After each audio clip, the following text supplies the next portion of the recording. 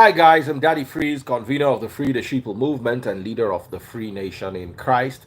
I greet you and I bring glad tidings. Lessons learned from the Emeka Ike uh, saga. We're going to be discussing that right about now. But in the meantime, let me start by shout out to Dabati Glasses. Dabati. Gave me these lovely shades when I went visiting. Apparently, Dabati is a UK brand. You could Google him up, Dabati. Really nice stuff. They also have face caps. I'm going to be wearing the face caps too from time to time. At least before it's too dark, let me wear the shades. So, Dabati shades. They look good now, don't you think so?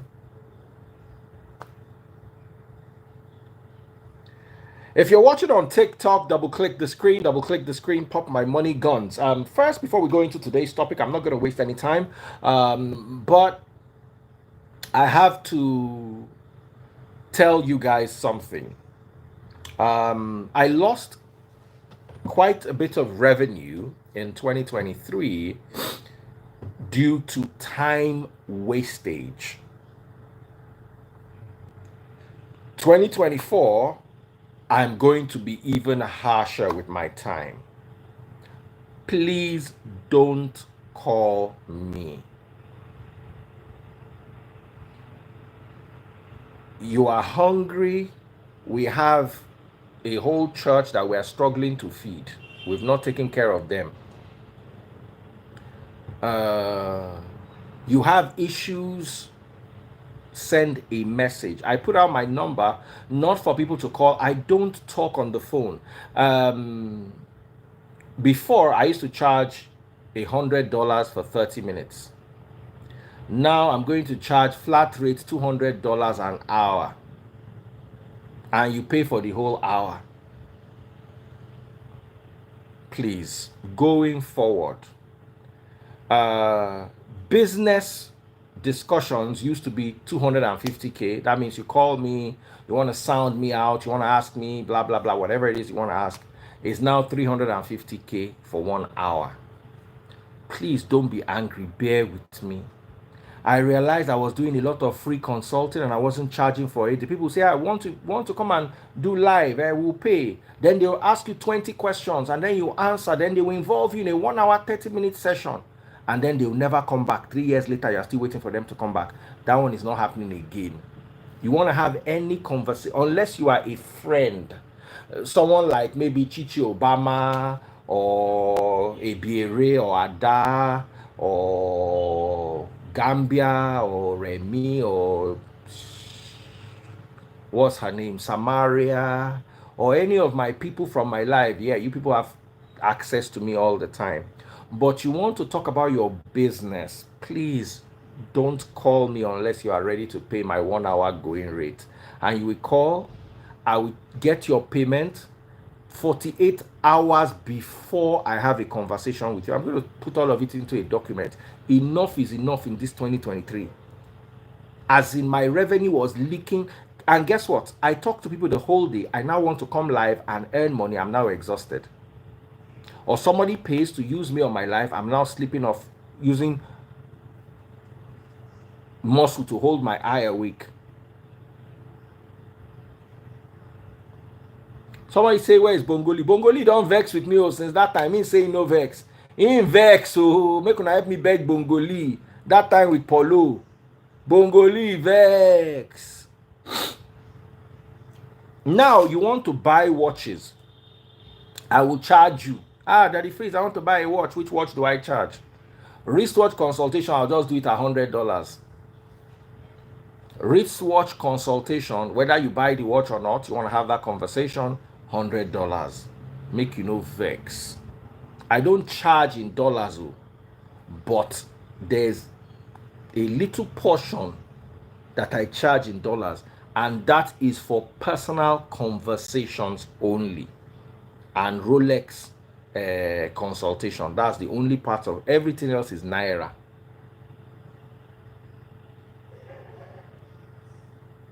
Marriage consultation, if you want it within a week you are going to pay. If you want it at my convenience, which can be within 3 weeks, then it's free. Marriage consultation is supposed to be free, but because I have so many, if you want me to talk to you within 5 days, then you have to pay for. You have to pay my normal going rate. But if you can wait and be patient and allow me to allot a time for you, that will be fine. If you are a Free Nation member, active Free Nation member, marriage consultation is free for active Free Nation members. By active, it doesn't mean you give me money. It means you're always there. Someone like House of Gold or Made Man Yo or Debbie or they have marriage issues. That one is free. But you are an outsider or you are a Free Nation member when you want to be once or twice a year and you want consultation. You either wait for me to free up my time or you pay if you want it immediately. No discounts. Don't call me for discounts. Don't call me for discounts. I will not give you 1% discount. If I charge 1.5 million, I will not collect 1,490,000 from you. So zero. 2024 is the year of no discounts. I don't care about artists. I was part of the growing story of Davido, Wizkid, Burna Boy. Not so much Burna Boy, Davido, Wizkid. Mention all the upcoming artists during my time. What did I get from it? How many of them can I even call now and say, come and join me live, that they even answer me? So I've done my quota of freebies for music artists. Now, I would rather you are an upcoming Davido, I charge you, then you are doing your show and you charge me gate fee. Let's do it like that. When I want to download your song, I will download it and pay. When I want to watch your concert, I will watch and pay. If I want to watch you on YouTube, I will watch you and watch the ads, no problem. But you will pay, and you will pay full. Gospel artists, 10% surcharge.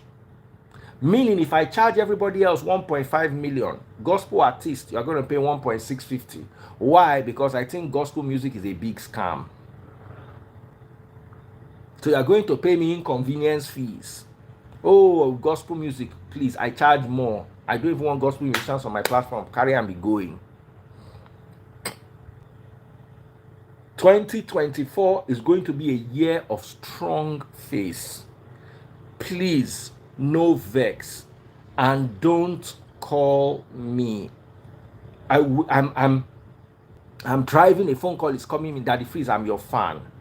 I love and respect you. Send me a message, and don't ever send me a message and say hello. I will block you because it's going to be long. That thing you want to type it in a text message. Now, trust me. If it is important, I will call you back. I will call you back. What's his name? Emeka Ike's former PA. Send me a message. I called him. Now me use my phone, call him back. Hello, Daddy Freeze, I'm your fan. I appreciate you.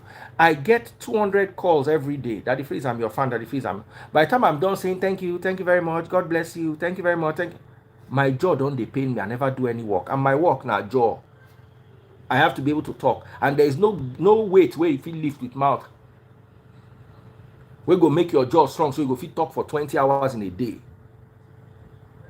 Someone said, Daddy Freeze, do you take GB pound payment? Yes, I can convert the Naira rate to GB pound and I can give you my Revolut account. You can pay me there. It's not a problem.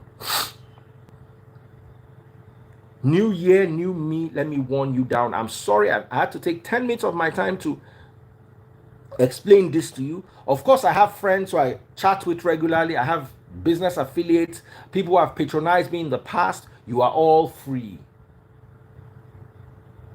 But the rest of you that want to come in, and I want new customers, but just be a paying customer. Just be a paying customer.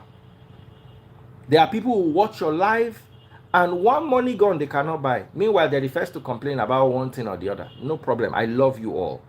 But just understand that so that I will not burn out.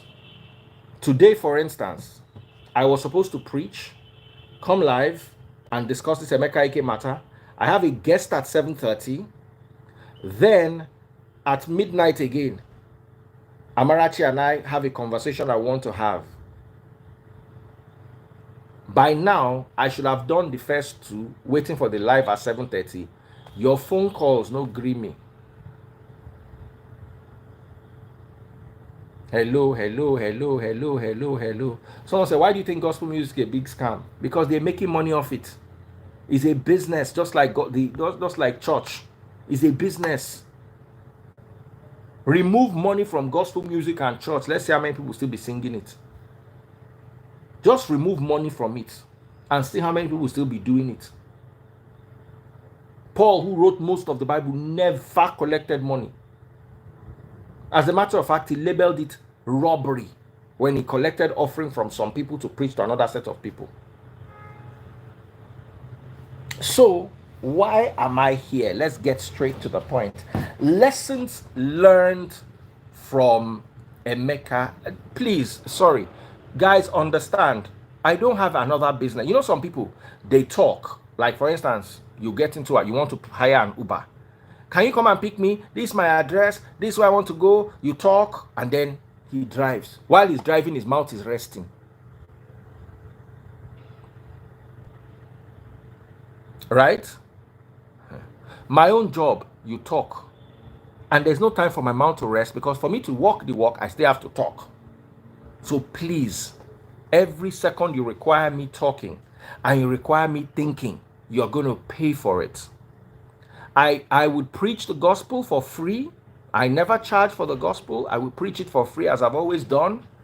If you have gospel consultations, I am going to find a way of putting people into little subgroups. Putting people into subgroups so much of what you need to learn can be addressed. So it's only the major things that are going to get to my table. 1 second.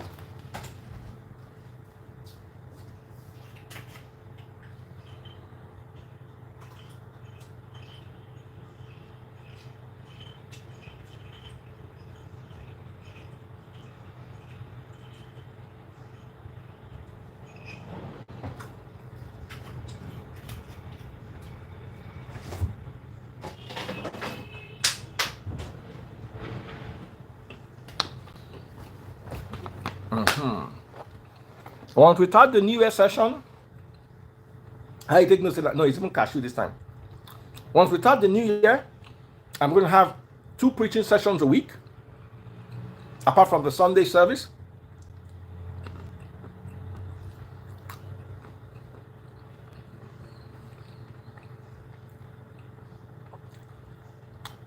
God be praised. Thank you. Send me money gun. God be praised always. Amen. Thanks for that money gun. If you're watching on TikTok, pop my money guns. Only Baba Peanut. I got peanut too.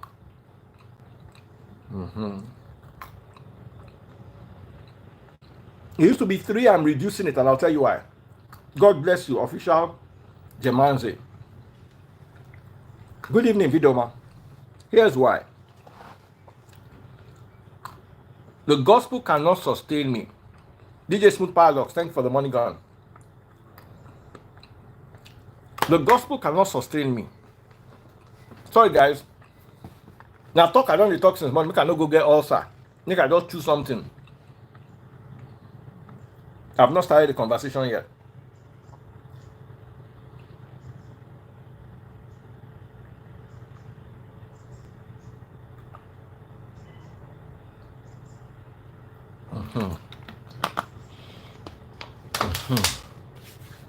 Someone says, how do you buy stars on YouTube? Chris Uzoka, very easily. Bottom right hand corner where you are, you will see a rectangle with a $sign inside. Click on it for super stars, super chats, and super stickers. Do that right away, Chris. God bless you. Brother Shupo, how are you doing? So, what I was trying to say earlier on is um, what I was trying to say earlier on is sorry, hold on one second.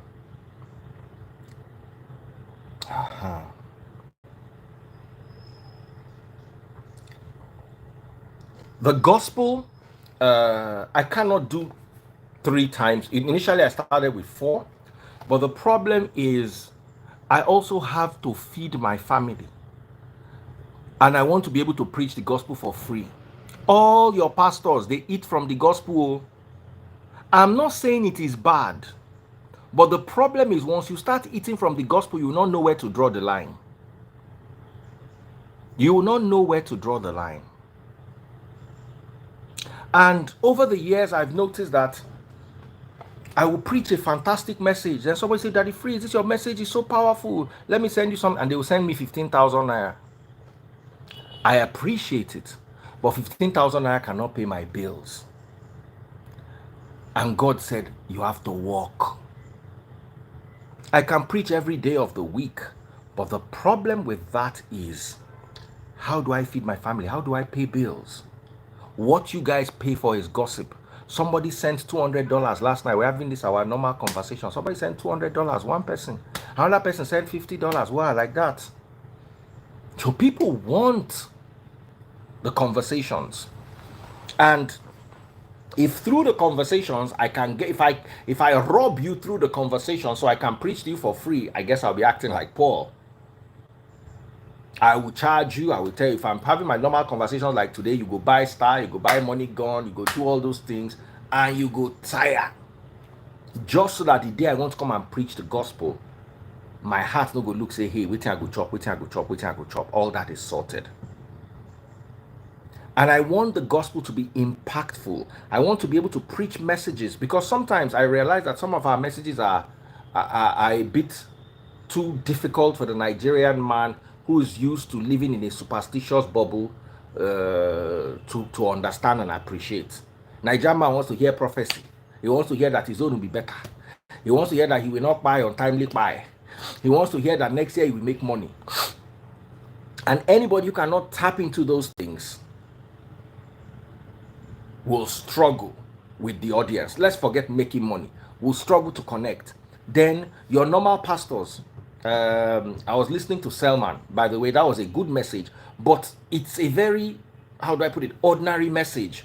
Beware of your friends. I cannot as a preacher come and tell you beware of your friends. I follow Francesca, what's her name? I follow Dan McClellan.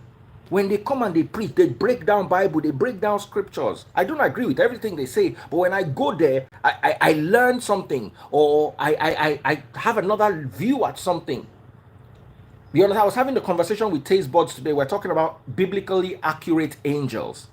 Human beings with wings is inaccurate as angels.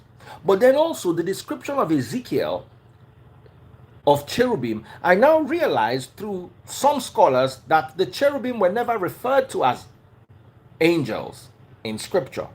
So those are conversations people need to have. People need, you see, whether you have friends or not, is not really what the gospel is about. Most pastors, because of the paucity of what to preach about, they tend to preach everyday lessons that should be considered wisdom that your parents should tell you. And then you guys go, wow, whoa, what a brilliant message. Did your parents not tell you not to have many friends? I'm not saying in this instance, I'm not saying what's his name, Selman, is wrong. It's a fantastic message, but that's not a preaching. That's a wisdom message. So we should be able to start separating preaching, the gospel, what you need from the gospel, everyday living. Of course, there's going to be overlaps between the gospel and everyday living. But the church is so filled with motivational speaking about everyday living that the gospel itself is drowned out. There are some things I don't need to tell you. There's so much we need to talk about. There's so many books in the Bible that were removed. There were so many things in the Bible that were added. There was so much conversation that we need to have about the faith that we are not having.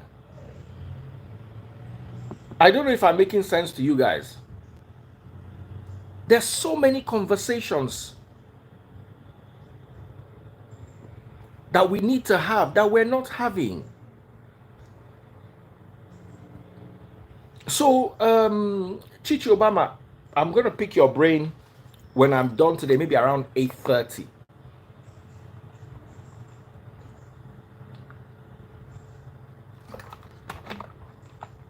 If you're watching on TikTok, double click the screen. Please pop my money guns. Let's go to today's topic. One more thing. If you think you need me to preach more of scripture, the problem is when I come to preach scripture, we have a very small audience, because that thing you want to hear, I will not preach it. That thing you want to hear, that your own will be good, I will not preach it. I preach principle over prayer. A principled man who does not pray will succeed faster than a prayerful man who has no principle. Take it again. A principled man who does not pray would be more successful than a prayerful man with no principle.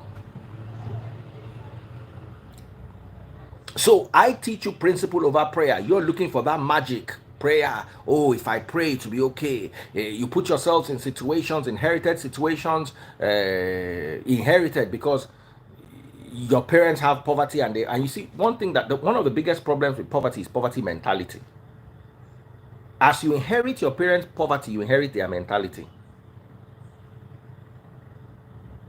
So sometimes the ogun delay that is affecting you, the generational curse, is a mind curse, not a physical curse, nothing spiritual. Not that there's one devil biting your breast or your what is it called? No. It has nothing to do with any devil, but with the demons of poverty and the way poor people think.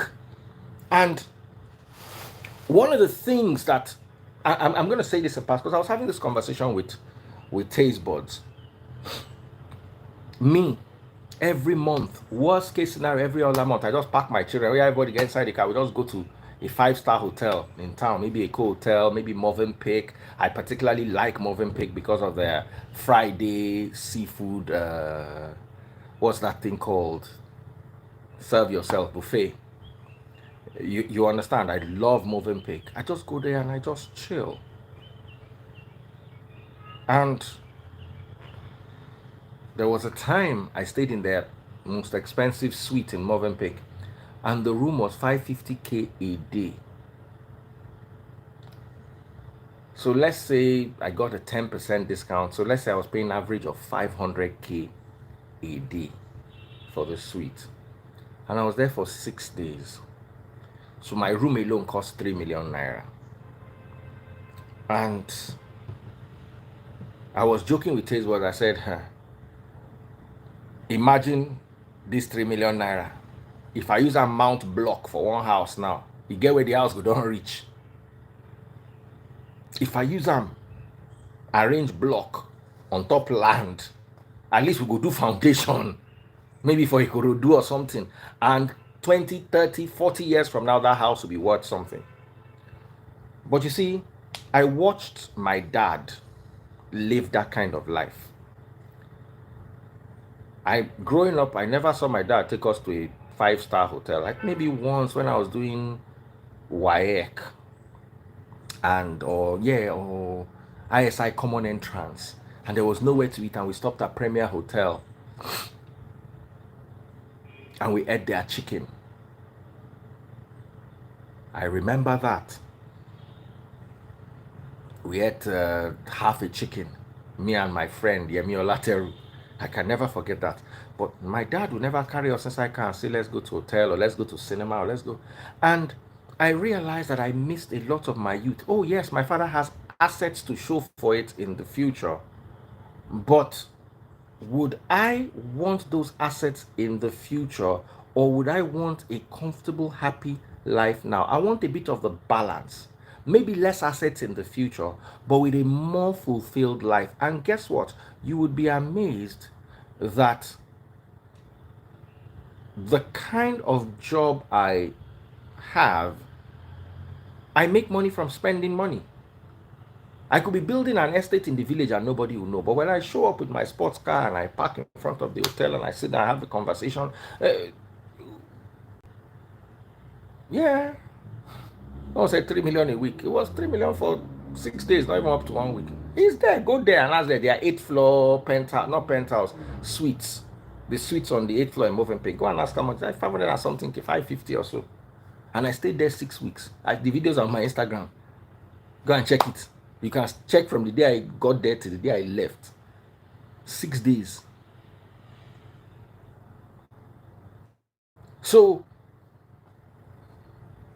one thing that I always teach people is you also have to learn to live. It's not bill. It's not solving one person's problem to the other. No. Sometimes you actually have to live. Sometimes it means you are going to have to shut some people out, because some people are just money bleeders. They're not going to get better. No matter how much you give them, they're not going to get okay. You've solved their problem in March, you're going to solve their problem in April, you're going to solve their problem in May, you're going to solve their problem in June, and next 3 years, you are still there solving up their problems. So solve the one that you can solve. And let go. I have a friend whose uncle has 11 children. He that has money has 2 children. His uncle has 11 children. And his uncle is always asking him for money every day, every week. One new story every week. One day he sat, his uncle said, "Uncle, do I know how to, is it that I don't know how to sleep with my wife raw? When you are enjoying sleeping with your wife raw, me, I was doing family planning. Why do I have to now pay for your pleasure? And if you don't help them," there was one particular Selman message that I watched. Sorry, I'm talking a lot about Selman. This particular one, I have to give him kudos. He was talking about thank you. He said some people will disturb you from January for 1 whole week. Then the day you finally send them the message, they'll just write one line, "Thanks."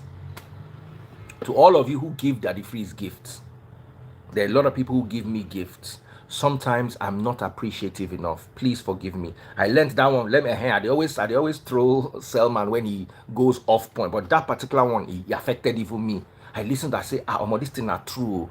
Even me, people where they could just come Daddy Freeze. There was one guy one day looked at me at the time when dollar was like 300 and something. I just dashed me 500K. That's like 1,000 something dollars. And I've not seen the guy again since then.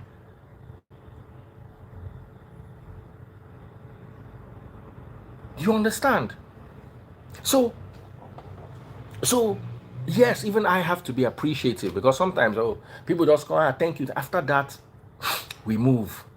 So if I've never been appreciative enough to you, I know I try to at least have a conversation. If somebody says, "Daddy Freeze, I sent you money," or especially if it is for me, I try to have a conversation with you. Thank you very much. I just, so you know that I appreciate you. But sometimes I can't talk too much. Just imagine 516 people. Imagine 20 people decide to send me money today. Just 20 people, which is rare.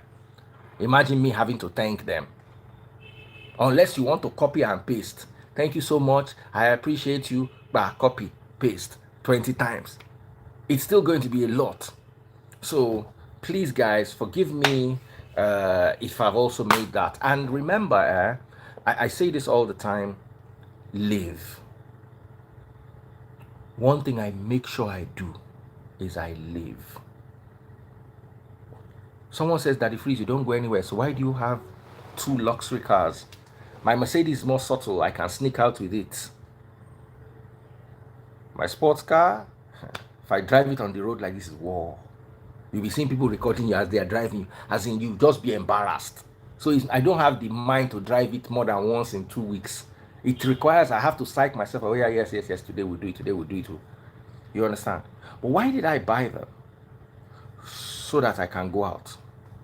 So that I can decide that, okay, you know what, today this car is here. I've not driven it for 2 weeks. It's not good for the car. I have to drive it. Okay, so where am I going to drive it to? I'm going to drive it to a nice restaurant. Oh yeah, kids, get into the car. Mommy, oh yeah, get into the car. Let's go. Because I want to live. I don't just want to exist. I don't just want to be a statistic. He begat, he had children, sent his children to school, and then he grew old. So in 2024, whatever you do, try to live. I'm going to do a 2024, like some sort of a crossover message. It won't be a proper crossover because I don't believe in all that baloney. You understand? But like I said, I'm going to try to do some message for that so that people would understand. It's one thing that worked for me. Okay, 31st is Sunday. So Sunday 31st will be okay, there'll be church. I just wanted to look at the day. There'll be church, and I'm going to work on that. Yeah. So growing up, my mom a little bit more than my dad, but even my mom had my dad's mentality. You understand? No designer clothes, no. In my mom's old age as a VC, she gets a lot of designer gifts, so I think she got used to it, used to the business class life and everything. So yeah, but my dad never. And it was he got that mentality from his parents, which is the how do you describe the mentality? The poverty mentality.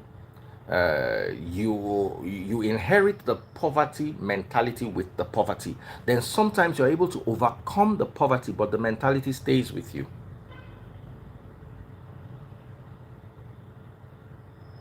So 2024 should be the year where you got rid of poverty mentality.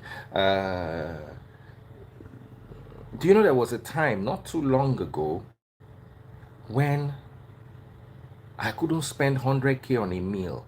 I could look and say I'm wasting money. Okay, the money that I did not waste, that I saved, what did I do with it? What was that magical thing I did with it? You know, there was a place I took my kids to, one restaurant. By the time everybody finished eating, it was like nearly 300K. As in my heart caught. I was like, what? You know, sometimes you go out with your kids, you go, they watch with you say, no, you can't order that. Okay, you want to order that, the two of you will share it. Yeah, because you could just look, they say one plate of this 30K. Hey. So yes, I understand. Growing up, we never had that. Once they don't give you rice, they don't put one meat on top. You are good. Anything else, you are. Find time to live. Some people have this mentality. You go abroad and you end up saving money. You'll be a statistical. You will work, build one house at home, buy one or two properties here and there, sort yourself out for your old age, but then you realize that you never lived. Oyinbo people live. Every year they'll go on that holiday. I was talking to an Oyinbo friend of mine. They said there is this place where the sun never sets. It's afternoon it's 24 hours a day afternoon. Is it Alaska or something? There are some places around that area where you can actually go for a holiday. Now, so this guy and his wife go that place inside snow, go spend 2 weeks. They say they want, they sleep, they wake, maybe they see sun. Have you ever thought of doing something like that before? And I thought about it. I said, Omo, at the carry taste buds go here. Is it Iceland or Alaska? So yeah, there are some hotels there that you can go and actually have that experience. Oh man, and as we were talking about, it was just sweeting my body. It was just It was just torturing my whole body.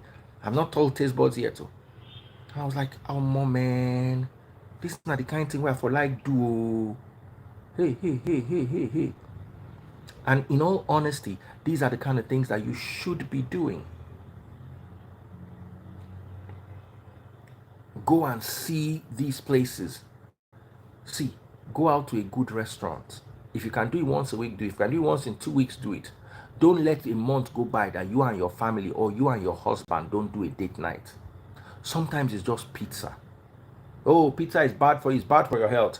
What is worse for your health is not living. Get up, carry your wife, go on a date. You'll be amazed that there's the best restaurants in VI. You can actually go there and spend 20K. Just order one pizza and cook. Just order one cook. Pizza no go past 12K. Coke no go past 11535. Then they will not tell you, they will not serve you. Let me tell you, that's a hack, a restaurant hack. Just go to that restaurant in VI. Order pizza and one coke each. You will spend 30K. That's the max. I'm not saying go to Domino's or Mr. Biggs or go to a fine restaurant. Then order just pizza. Dress well. Sit down with your wife. Have a glass of coke. Don't order, because once start entering cocktail, you go to 6, 7, 5, 8K. Just order coke, lemon, ice. They go pour them, you go look nice, like say you said they drink cocktail. You understand? Order your pizza. Maybe not Pizza Hut too. I'm talking about nicer restaurants like Ericasa. I go to Ericasa a lot, but it's not all the time that. Sometimes I just taste buds and I will have one of their salads, their seafood salad with fruits and seafood. We just have one each and a pizza. We spend maybe, now things are expensive with the salads and the drink, maybe we spend 40K. But we could just go there one day for we could share a salad, for instance, and have a pizza and Coke Zero, each of us, one. And we spend like less than 30K. So it's not about the food. Sometimes it's the date night or the date day. And get yourselves prepared for it. Don't let life consume you. It's not something you do once a year. Oh, Daddy Fisa, I should do. You carry your wife. It's something that should be on your timetable every 2 weeks. And as you grow financially, you also grow in where you go to. It would help you with your mindset. Because one of the biggest problems we have in Nigeria is mindset. You can go to many places. You can go to Chocolate Royale. Their food is very nice. I still go there regularly. I just have their Creole. I go there with Ada. I drive from Lekki to Chocolate Royale to eat just Creole. Prawn Creole, or is this seafood Creole? Shrimp Creole, that's what it's called. Try it. Go to Chocolate Royale or Etimiyang. Try it. It's very nice. I go there at least once a month, max once in 2 months. Go on. It's not everything is beer parlor. Also go to some fine place so you can fine up. You understand? Do it. It's not. I like beer parlor, as they see me. I'm a beer parlor guy all day, but it's not be everything be beer parlor. Sometimes you need to go to nice places. Anyway, we're here to have a conversation about, and I have a guest coming in at 7:30. So I have about 20 minutes. If you're watching on TikTok, pop my money guns. I want to talk about Emeka Ike and his son. Looks like the story is winding down unless something new happens. I went to the boy's page and the boy loves music, but the problem with music is you might love music and music would not love you. I've never felt so sorry before in a situation like I feel in this Emeka Ike story, because I could feel the boy and I could feel the father at the same time. Because at a point in my life, I was the boy. And at a point in my life, I was the father. So it is really a sad situation. Sometimes I wanted to be hard on the boy. I'm like, this boy, go back to school. And I realized what I went through as a kid. I've told many of you my story before. My father is a medical doctor. My mother is a professor of law. My mother is a sitting vice chancellor. My mother is on the board of African universities. My mother has gone to Cambridge to collect award for her university. My mother has set up the law department of several universities. I come from an education family. My immediate younger sister is the lady that got married about 2 weeks ago, Dr. Lola Olarinde, PhD economics. The one that followed her is Dr. Remy, medical doctor, finished in Romania, practiced in EU, currently lives in London and practices in the UK, lived in Nigeria, did her whatever is the equivalent of medical school in Nigeria so she can be qualified to practice in Nigeria, did her NYSC in Nigeria, went back to the UK, lives in the UK, is settled in the UK as a medical doctor. And my mother's last born, Yetunde, masters in law. So I was the only one out of my parents' children that wanted to do entertainment. And I wanted to do entertainment at a time when entertainment was not fashionable. That time it was the likes of Blackie, it was the likes of Junior and Pretty, Idris Abdul Karim and the Remedies, Plantation Boys. Look at all these people. How many of them are still doing okay today? How much money did they make that period? How much did they really make that period?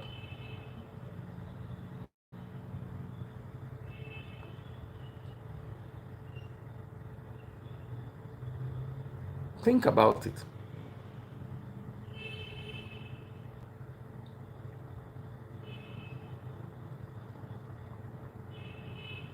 How much money did they really make that period?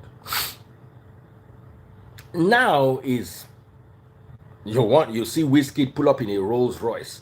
No musician that was doing hip hop. I remember Two-Face DBA Plantation Boys, the day they bought their first Benz. I was there.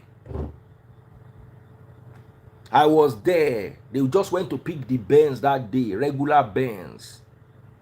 Two-Face, Blackface, and Face. Their first car was a regular Benz. As we're driving in home in the middle of the night, the exhaust fell. We had to pack and carry exhaust and put inside boot and continue driving. It's not now that Davido will buy a limited edition Maybach, Virgil Abloh Maybach. No. That year, ask Two-Face DBA, I tell her one lie. We dey drive go house. More money. There were two Benzas. More Money had one, and Plantation Boys had one. I was in More Money zone. Benz 200. I been at 230 that year. Don't forget. Second hand Benz. It was like 15th hand. We think be second hand. Benz where they drive, where the exhaust go fall. We dey drive, we don't know say wetin happen. Not V boot, regular flat Benz, flat boot.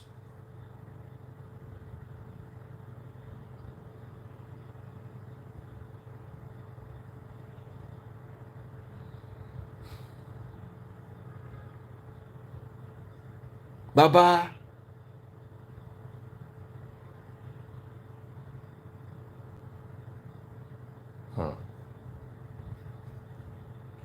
We just showed up. Hold on 1 second.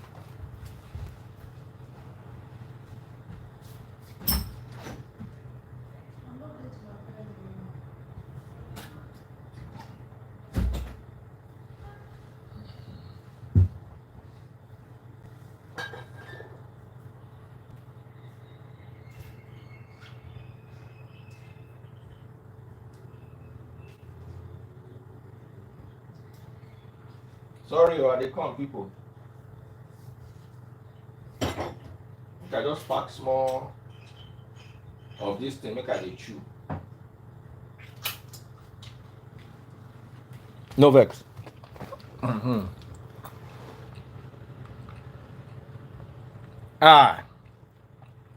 So that year, if you're watching on TikTok, double click the screen. Pop my money guns, oh. If you're watching on Instagram, go to Facebook. Search for Daddy Freeze. DADDYFREEZE. Bottom left-hand corner, you see how to buy my stars. Oh yeah. First person to buy 100 stars, sorry, 1,000 stars, I'll give you a shout out. Anything less than 1,000 stars, I won't greet you.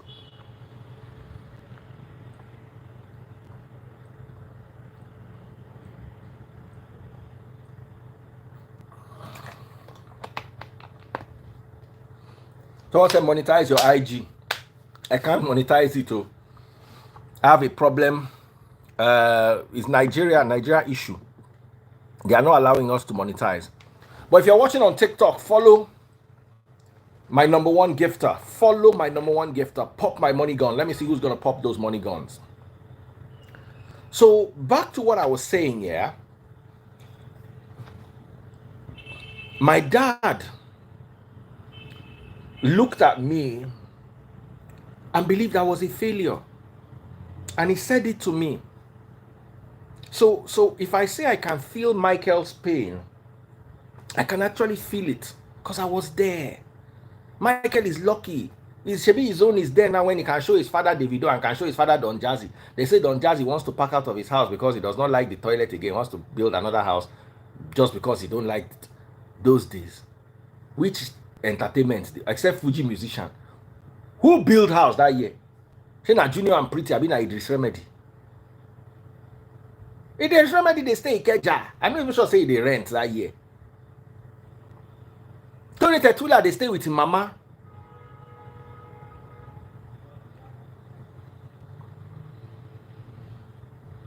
That year, hip hop.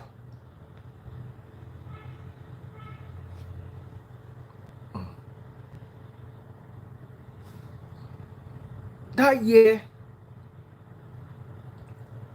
hip hop was nothing. So he's even lucky that he can use Don Jazzy and show his father that, Daddy, you see Don Jazzy, I want to be like him. See Whiskey, do I want to be like him? That year, there was nobody that you could carry home to show your parents that you want to be like. Who do you want to be like? Olu Maintain? Paula Dairo? Ask Paula Dairo, the first time I went to do a concert in the UK. It was a comedy concert. Basketball took me along. And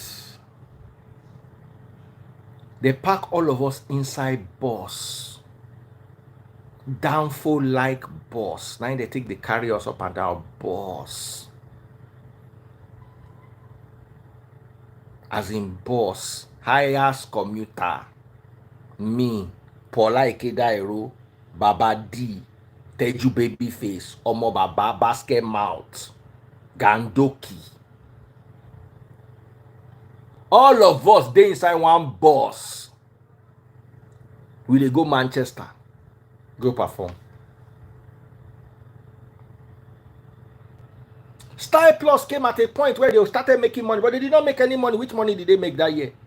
Money started with the band Two-Face. Now that Two-Face, the band P-Square, then everybody along after that. Nobody made real money from entertainment until that generation. They made money. It's not like they did not make money, but they made Bintinat. None of them that time could, like Davido, say you want to go buy limited edition Maybach. See, let me tell you, that Rolls Royce where Davido gets, the Colina, Whiskey get, Kiss Daniels get. 3 musicians that I know have it. That Rolls Royce like 400 million. 3 musicians. Where you want to see Rolls Royce from? Nobody then had brand new Benz. If they were driving Benz, it was Tokumbo. Where them CEO, Blackie, they did not make money. The kind of money these people made, are making now. These Davido, Wizkid, Kiss Daniels, they didn't make that kind of money, that dispensation. Mine was not even them where them first came, where them has been where them a veteran. But even the second time with Ijoya, she still did not make the kind of money that they are making now. I'm not saying she don't make money, but that kind of Davido money, let me tell you, you call Kiss Daniels, you go give you bill of private jet first. They will not enter a regular flight. Star Plus, they enter normal aeroplane now. They don't even fly business class. They will just sit down beside person for economy. How many of them they enter? Have you forgotten that what caused the fight between 50 Cent and Idris? They came and told Nigerian artists to get out of the aeroplane that 50 cents had. They chartered the aeroplane for 50 cents. Well, I don't forget so quick. Let me tell you my personal story. The first time Joe came to Nigeria, Joe Thomas, I wanna know what turns you on. I like to know that Joe. So I told Maintain, I gum body with them because Maintain used to actually belong to my group called the Freeze Clan Duo, which was my group in the university called FKD. So we fought, we separated. They went into music, I went to finish school. It pained me, but eventually we shall reconciled and continued our friendship. So Joe was coming to perform. I now latched on to them to be at the backstage. I was hoping I would see Joe. I was at the backstage. I think Two-Face was there. This was at a hotel. That time before they built their big convention center. I was at the backstage. Two-Face Idibia was there. Quite a few top musicians were there. When Joe wanted to come out, they just came and said they don't want to see anybody. They cleared, as in we could not even see Joe. We were the backstage. While all the Nigerian artists were performing, we are the backstage. The moment Joe wanted to come, they cleared everybody away from the backstage. They said everybody should move out. Before they now finally brought Joe.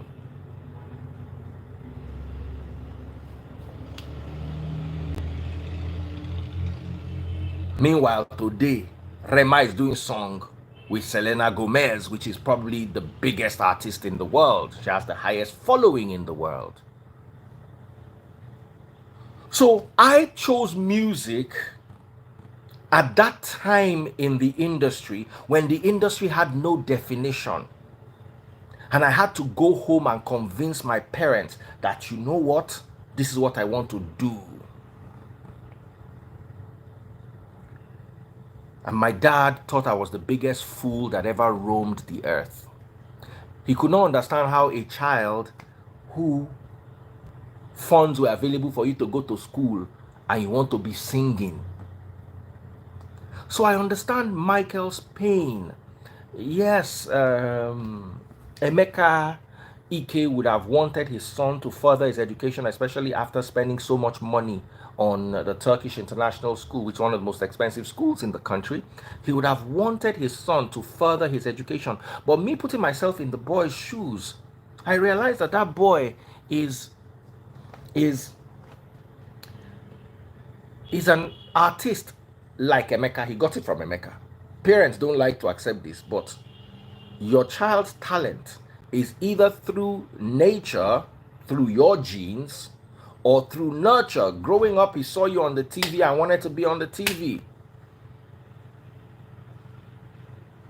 I don't know if I'm making sense to you guys. So I understand the pain of the boy.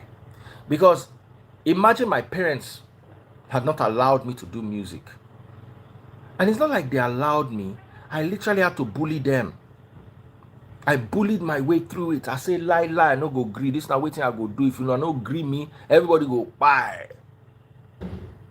Somebody saying a lion, they born lion. No be all the time.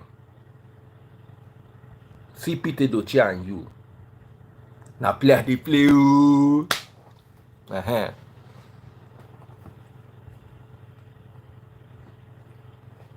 You know? So I know how my mom at a point just understood that, you know what, let me just support this guy. My mom paid for me to record. I don't know who gave her the mind. I don't know who, as in my mom was out of this world. As in my mother, how did she?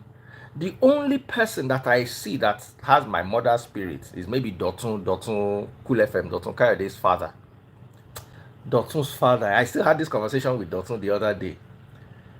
Dotun's father, oh, he watches everybody's shows, he listens, he encourages, as in, that's the kind of father I wish I had when I was growing. If I had Dotun's father and my mother, maybe I for too spoiled. Maybe God needed a balance. So that's why I had my father will punish me well. Because you see, I told my mother I wanted to do music. And my mother gave me money to record my first album. I don't know what lie I told. I don't know. I can't remember how I wound her up, but she gave me money, booked my first session.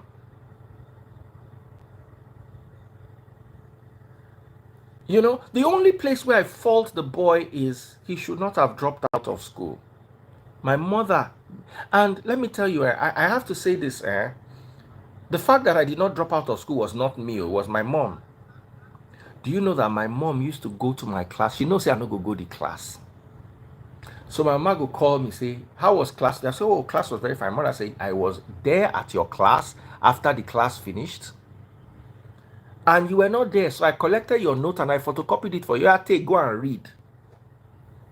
If my mother had not photocopied notes for me, because for me, it was music over school. That's why it would be unfair for me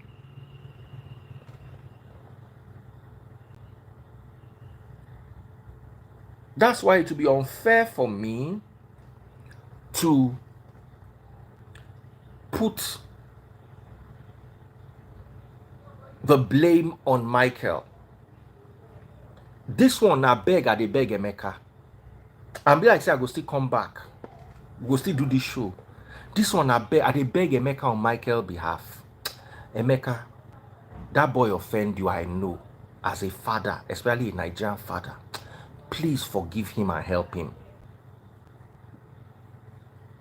Please forgive that boy and help him. Now, God, I take beg you. I have never been moved to tears before in my life, but this thing moved me. Forget the divorce, so forget all the thing where the boy they talk. That one no concern me. Divorce no concern the boy. Waiting concern me with this boy now in future. Forget the papa and the mama. The two of them have their faults. That mama ways, let me tell you, person way quiet, nobody say he's saying to. And person way they shout, nobody say he bad. The two of them have their faults. But you see, what I'm concerned about in this situation is, someone said, can Michael sing? He can learn if he has the passion. Music is more luck than talent. I don't want to start mentioning names. You know. You know what I'm talking about. They have more luck than talent. Music is being able to go and buy a song and sing it in your own way. You don't have to be able to sing before you are a musician. No. Once you can sing a key and hold a note, you know what I'm talking about. Once you can sing a key, once you can hold a note, Portable can sing. Forget anything. Once you can sing a key and hold a note, is good enough.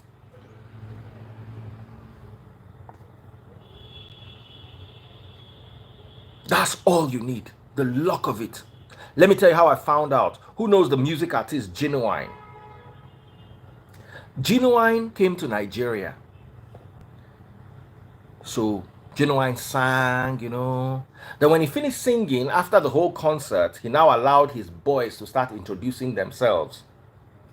One guy just come, the guy round like trailer tire. The guy just literally come stage like this. They just give the guy a mic. If you hear voice, none of the backup boys, there was not one of them that would not win the lead singer, Genuine, in talent contest. But nobody knew all of them. They didn't go anywhere from there. As in, when that boy started to sing, people were clapping. Meanwhile, na backup artist. And from then to now, I see backup artist didn't do.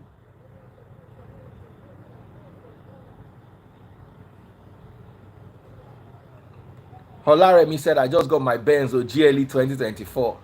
Is your own AMG GLE or just regular GLE? Send me the picture, make we pray for you, and you go send us money, we'll go take Washam.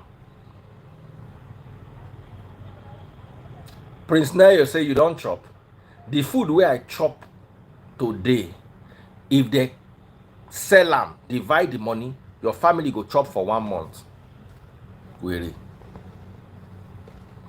If you're watching on TikTok, double click the screen, pop my money guns, pop my money guns, pop my money guns. You see, this matter is a very serious matter. And that is why I really need, I wish I could talk to Emeka, and I wish I could talk to Michael. Nothing concern me with what the husband said, the husband, the wife say, the husband say. The two of them, that's their problem. They should sort it out. I blame the wife for bringing out Michael, but you know, parents will do anything to sound better or to get there. My problem is, what is Emeka going to do to make sure that Michael is a success? Emeka might not want to forgive Michael, but me, na beg I dey beg am.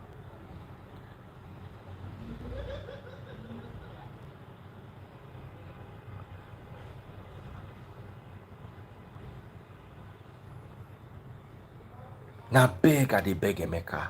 Whatever this boy did to you, don't abandon him. If my mother had abandoned me, I would not turn to anything in this life. As you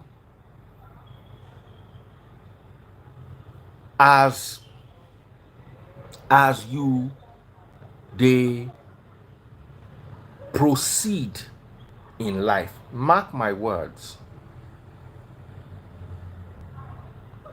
Someone said he was going to send me money, but he forgot he was too rich.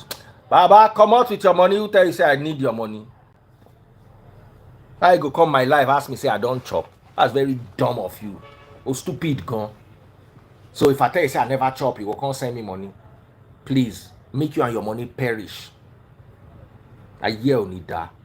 The middle one so have I eaten. If you came there, all you need to say that if you send account and I go give you my account, you know, pass like that, then I will say thank you. I will not say thanks. I will say thank you. You don't chop. Of course I don't chop. They tell you say I dey hungry. You don't see my wrist. That's $20,000 second hand.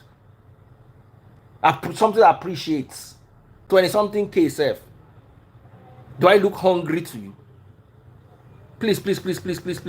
No. Not bad behavior. How much you want to give? One put 10K. Now you ask a whole me if I'm hungry. Oh, I no go dark padà fún ẹ. Mo fún ẹ backhand ni. Mo fi lana padà fún family ẹ ni. O fún mi ní wrong service. Mo dẹ̀ fi lana fún family ẹ. Table tennis, lawn tennis. Mo dá service ẹ padà sí gbogbo ìdílé yín. 20K. If you send me 20K now, I go burn am. I go remove am from ATM, burn am, send the picture to you. I yell need that really. Please, I have a guest. As in, imagine. People will go come, go say, Daddy Freeze, man, I really enjoyed you today. Oh, please, send your account. Me, I go even send my account. Believe in say they go send like, they don't see 600K. But you know, they want to say, people do. Someone say they talk about forgiveness. Shegun Adewale, you forgive your ex-wife. I'm going to quickly lecture you on forgiveness as you have spoken. I'm going to quickly lecture you on forgiveness.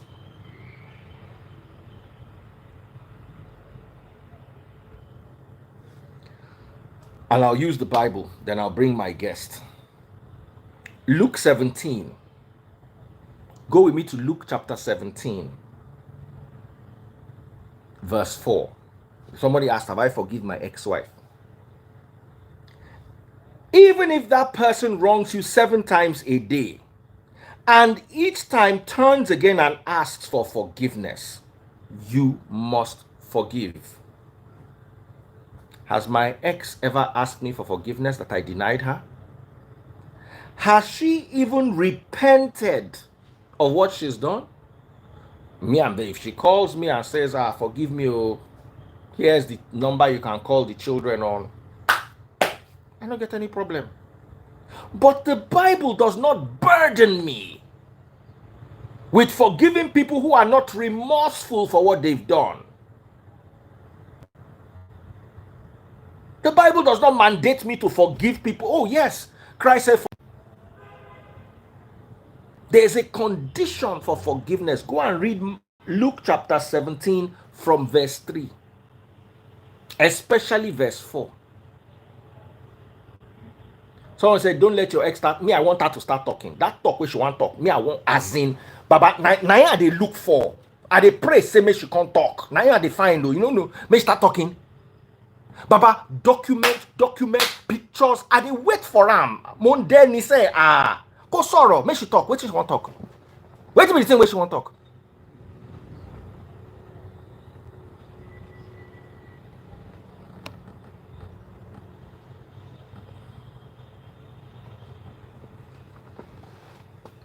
And me, I they wait.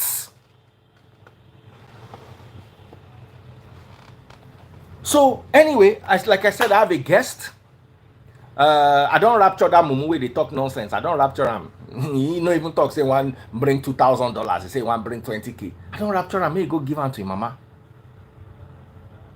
So I'm going to come back and we're still going to finish. If you are watching on TikTok, double click the screen, double click the screen, double click the screen. No, another one I define say, me she can't talk. And let me tell you something, no. If you talk, me I go respond, though. And when I respond, me I go make money for the rest. I go run advert for the response. Me wawa, I know they look for in wala, but if you look for my own, my wala full Ghana must go. Many. I want to say women sabi sympathy game. I'm not going to go sympathy game. I'm going to come in hard. What thing concern me? Are they ever find sympathy? Me where they fight to the Geo. Now you go tell me say I go the woman. They go come, they go cry. Okay, people go abuse me for 2 weeks. When I come back like this, we go drag everything. I know they fear anybody. My only issue for this life, I don't get any problem with them, and I don't talk them before. Anyway, make I no talk about them, make I no vex. I get. If she talk like this before I begin response, I could just don't call client, book, premium, double. Come begin the fire response. I mean, you know, if you know how much money they make for that interview, if you go catch you now. But all of us did this online work. We know as we know as we know as money we know if you imagine, unless you know sabi run am. If na me get that kind of interview, Rolex loading. All right, guys, I'm gonna come back. I've got a guest in the building, so and it's no other than Dr. Stephen Akintayo, and he's going to be teaching you how to make money in 2024. This is a very important session. It will be good for you to listen. I'll be back. See you. If you're watching on TikTok, double click the screen. Oh, TikTok people.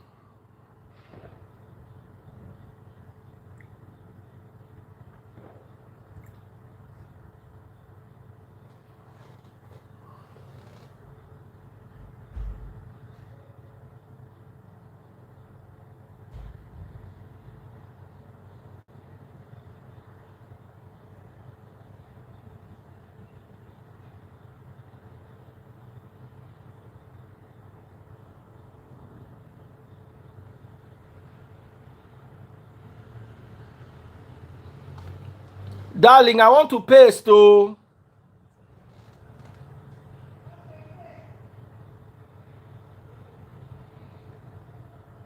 Hey, where's my oga?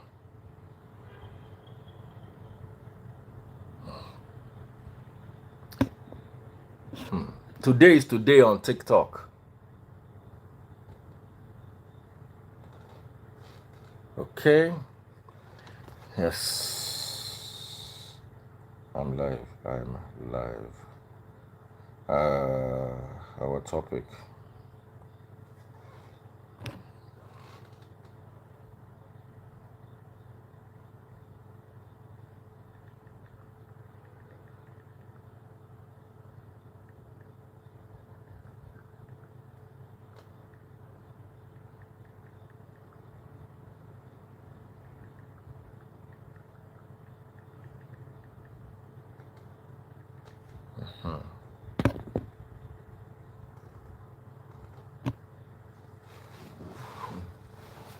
So Dr. Stephen Akintayo is going to be joining us. For those of you watching, hey, TikTok people, don't go anywhere. Oh, you don't want to learn.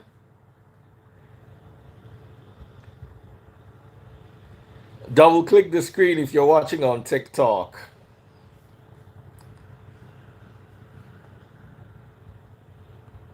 So I've got Dr. Stephen Akintayo. While we're waiting for Dr. Stephen, pop my money guns if you're watching on TikTok. Let's make some noise for my TikTok people. Una like gist. 800 and something people were watching. Someone say just appear and I laugh, John.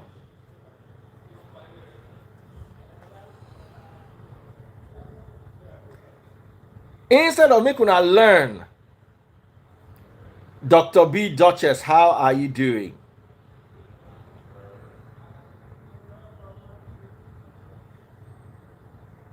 How are you all doing? A splendid evening to you today. Pleasant evening. Joma serve. Bro, Joma serve. Send me a caption to get you is hard on the phone. Since you are here, send me a caption. Let me post. Joma serve. By caption, I mean something you have written out. Just send it to my WhatsApp so I can post. Joma serve.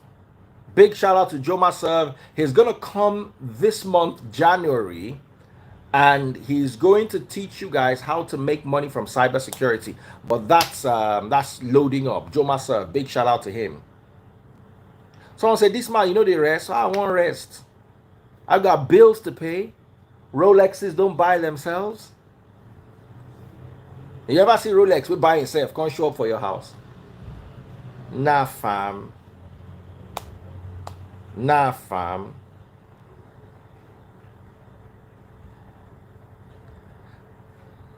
Nah, fam.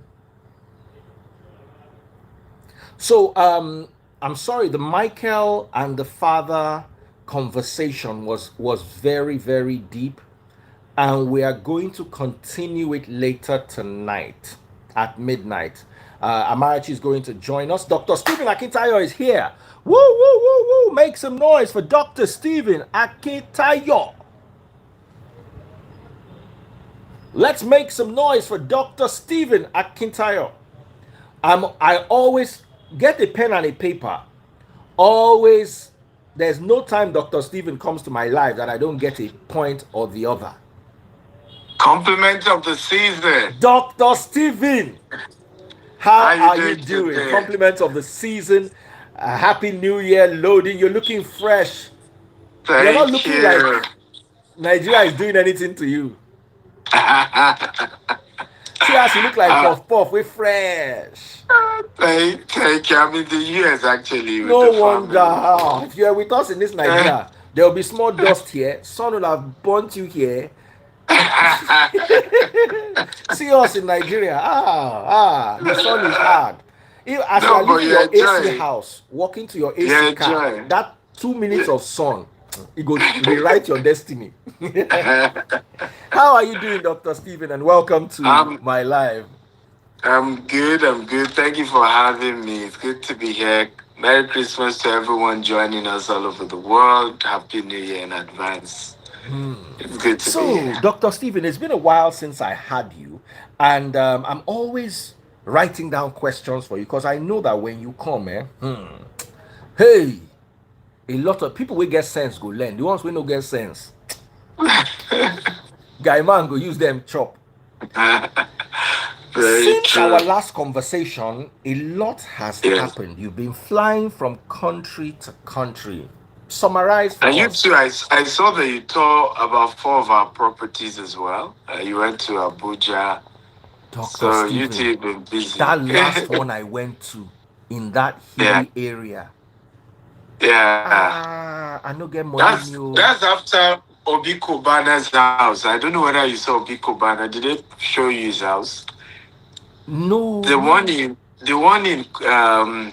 Guzape too. Guzape You too. pass, yeah, you pass Obi Kubana's house.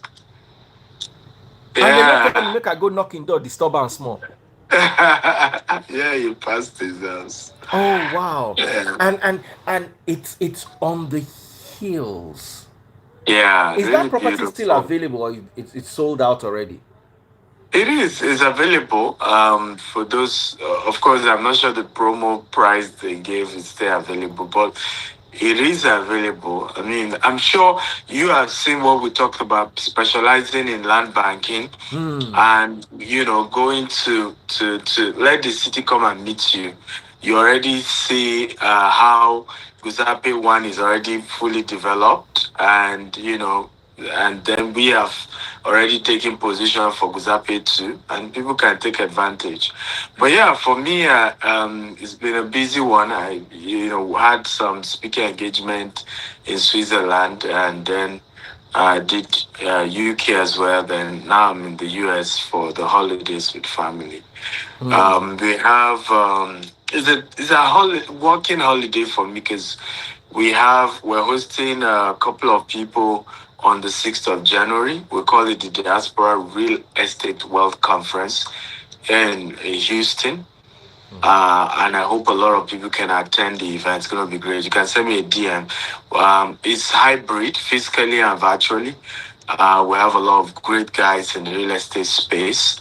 We're going to be looking at fix and flip. We're going to be looking at development. We're going to be looking at, how to do real estate in this part of the world, and to do it well. Because I don't know how people have been in the US 10 years.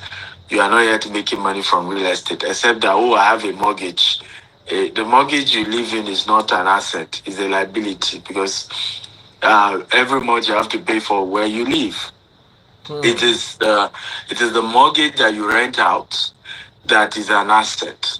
So if you do a mortgage here and you rent it out, now it's an asset because the source of cash flow, right? Something is coming in for you on a regular basis as a cost source of cash flow.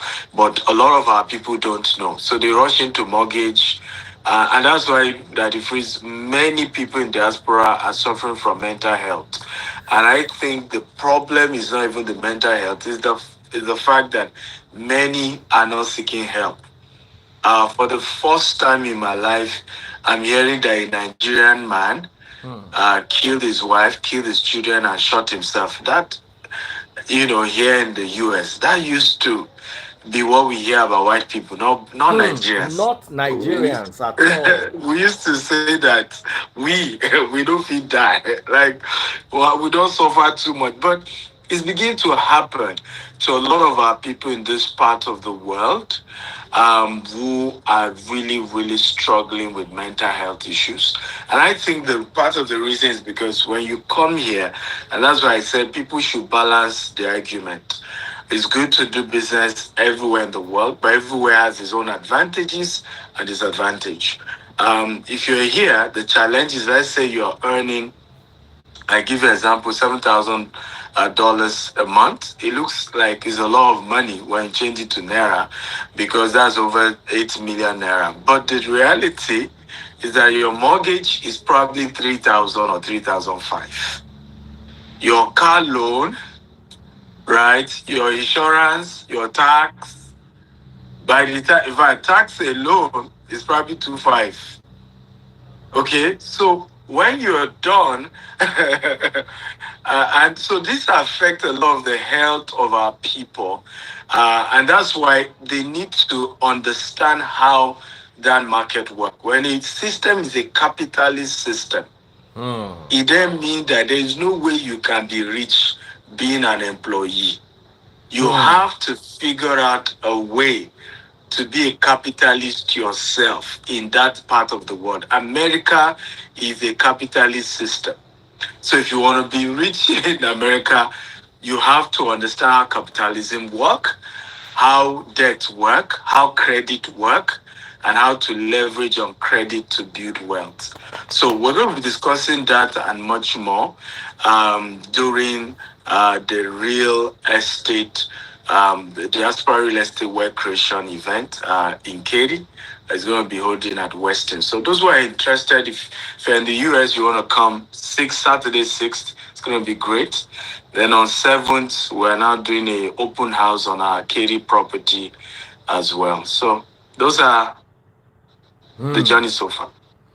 Somebody posted something on Twitter. Yeah. He said, "It's okay to be a rich tenant than a broke landlord living in her own house." What is your take on that statement, Dr. Stephen? It's okay to be a rich tenant instead of being a broke landlord living in their own house. So I really don't want to directly answer that particular question. Somebody say, you mean Katie? Yes, I mean Katie. You can send me a DM if you want to come. But I will tell you why I don't want to answer that question. You see, the stories are different. I'll give you an example. Elon Musk does not own the house he lives in. Yet, the same Elon Musk owns Gigafactory here in Texas. Gigafactory alone is worth billions of dollars to build. Okay? Now, the house Elon Musk lives in, I mean, a house that is able to park private jet and all of that, I mean, I've told that it's a really massive house. So, the analysis for Elon Musk is that to build that house, if you were to build it and live in that house, it probably will cost him over $100 million. You see his analysis. But to be a tenant in that house, okay, for Elon Musk, it might cost him, I don't know the figure, but I'm just giving an example. It might cost him maybe $3 million or so. You see his own calculation. Now, I would rather put that $100 million, add it to the money I'm using to buy Twitter, add it to the money I'm using to build another, project or buy another new company. I'm giving an example of how extremely wealthy people think, right? So I think it's not a general thing, right? He's also right. You also pay tax on your house, here in this part of the world. So, and you imagine how much tax Elon Musk will need to pay if he owns a $100 million house, right? So, looking at all of that, it might be better to rent the house and then put all his money in businesses, right? In all of these things. So, we have to understand that case by case differs, right? The cases are different. And you just need to know your own peculiar case and know how sensible your case is. I'll give you a typical example. There are certain people who look at certain neighborhood and say, hey, in this neighborhood, the quality of people I will meet, the quality of relationship I will build, it might be better to rent the property and build that relationship. I will still have enough money to still buy a house. But here's my own advice generally in this situation. You might want to live in Ikoyi and you are renting Ikoyi. Just make sure that you have your own house in Abule Egba and tenants are paying you rent. So that maybe you are using the rent to pay your Ikoyi house. right? So, but do not lose focus, because sometimes we take words like this and then we just jump on those things. You need to be very, very careful about your own unique situation, your own unique circumstance, what level you are, who you are, before you jump in on things. But yes, there's some merit to the argument, but it is for people at a level. So if you don't date that level, so don't shoot your head, and then You said you something will in not be passing, explaining. and I Yes. want you to throw light on it. You said there is a way mega rich people think. Please, Dr. Stephen, how do mega rich people think? And how, because one of the things I was talking about before I brought you live, because I had a Mm, session with my people, was 2024, I have to stop thinking like a poor man. Many of mm, us inherited poverty from our parents and poverty mm, mentality. Poverty mm, comes with the mentality. And sometimes you are able to overcome poverty, but you are not able mm. to overcome the mentality. So, Yeah. how do mega rich people think? What makes the mind of a mega rich man different from the mind of a regular working class man? Beautiful. One word I can use is called monetized pleasure. Right. People can read more in my book. I have a book called Billionaire Habits, and I share about habits of wealthy people there.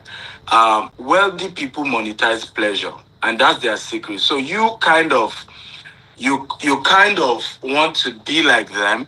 You hype, you kind of want to do things like them, but you are not them. I said something very powerful, that if you, when it comes to finances, if you dirty your December, who will clean up your January? Right? So now you may want to now, but somebody will say, but Tony Lumelu did a party, everywhere shake. You are not Tony Lumelu. That party in itself is an opportunity for more marketing, more visibility, more PR, more business deals are struck in that party than what it costs to put it together. Monetize pleasure, right? For example, again, people talk about, oh, rich people own private jets. A lot of us don't even understand that many of these people you say own private jet. The private jet is again a monetized luxury. So an average person doing business, I don't know whether it's $10 or somebody who said this, how he used to do oil business, average transaction, tens of millions. Now, some new partners he's trying to build, they'll be like, oh, Nigeria is some funny, I don't trust anybody. By the time he send his private jet to go and pick them, to bring them to the same Nigeria, they think twice, right? And at the end of the day, that relationship alone over time can have 200 million, exchange hands between those two people. Now, the private jet itself, how much is it to buy it? Maybe $2 million or $3 million, not the exaggerated one that you see on social Hey, media. why That's you it. they sort my brother out of Lagos? No, no, no, no, no, I'm not, no, I'm not, No. no, but I'm just giving a bet because in Nigeria everything is over exaggerated. Even Rolls Royce, how much is a Rolls Royce? With $200,000, you get a fairly used one. A brand new Rolls Royce, average from 450 to $600,000. So we need to know that for business people, the secret or wealthy people is monetize pleasure. They know where the money will come out. So forget that they've spent this big money, right? They understand that this thing will still bring back the returns, by itself. So they figured all that out. So going ahead to spend all that money is no big issue. But if you are not there, don't compare yourself. Life is in phases, men are in sizes. You live your size per time. You must understand, where are you in life right now? What are the things you can do right now as of where you are? Right? Certain things as at where you are may not be wise for now. But a time will come in your life where the same thing you will do it, you will not even know you spent anything, you will not know you did anything. It's just so normal because you have now gotten to that phase where it's just part of the level you are at the moment. So for me, that's what I would say. I'll give you an example. I'm starting a private jet business very soon, and our concept is like Uber. We realize that a lot of people, as you begin to rise up, part of your problem is to meet people at your level, right? Now, one person wants to rent private jet from Lagos to Abuja is paying between $8,000 to $15,000. What if we start a private jet trip where a private jet, if it's 8-seater, 8 of you can pay $2,000.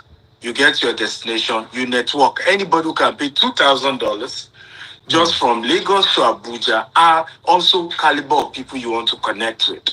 Right? So but Daddy Freeze, hear this. In my own mind, how is the monetization? Number one, I will have a private jet to make my own traveling easier. Number two, I will have a private jet that can pay, make me some extra cash. Number three, I will also have database of quality of people who can buy my property either in Dubai or Nigeria or US. So you see the multiple layers of monetization. So you're asking me, how do rich people think? That's the way we think. Monetization. I love that. That's the way we think. You are not removing yourself from the equation. You are making sure your mind, because that's part of the mindset. Consider yourself rich, think rich. Growing up, we used to watch Mr. B.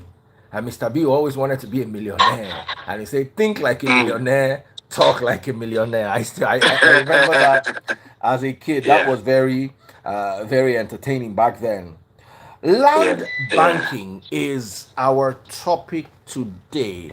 Tell us a little bit about land banking. I know we had the opportunity to view, I had the opportunity to view some of your projects in Abuja. We went to, I think, 5 different locations. And I saw what you put on the ground. My question is land banking. First of all, we all know no investment is safe, 100% safe. Yeah. But some investments are, how do you put it, more are safer than others, if we could say that. Tomorrow Yeah. the naira can rise to 400 naira to $1, and the dynamics of business are going to change. I'll tell you a story for free. One guy, uh, this was, I think, 2008, 9, 10, around that area, around that period, when there were so many Okadas in Lagos. The guy now invested in Okadas and Okada helmets. He went to China, had Okadas produced specifically for him, and helmets too, and brought them to Lagos. As the container was clearing was when the Fashola regime came in and banned Okada. He had a good business plan. He had a good business model.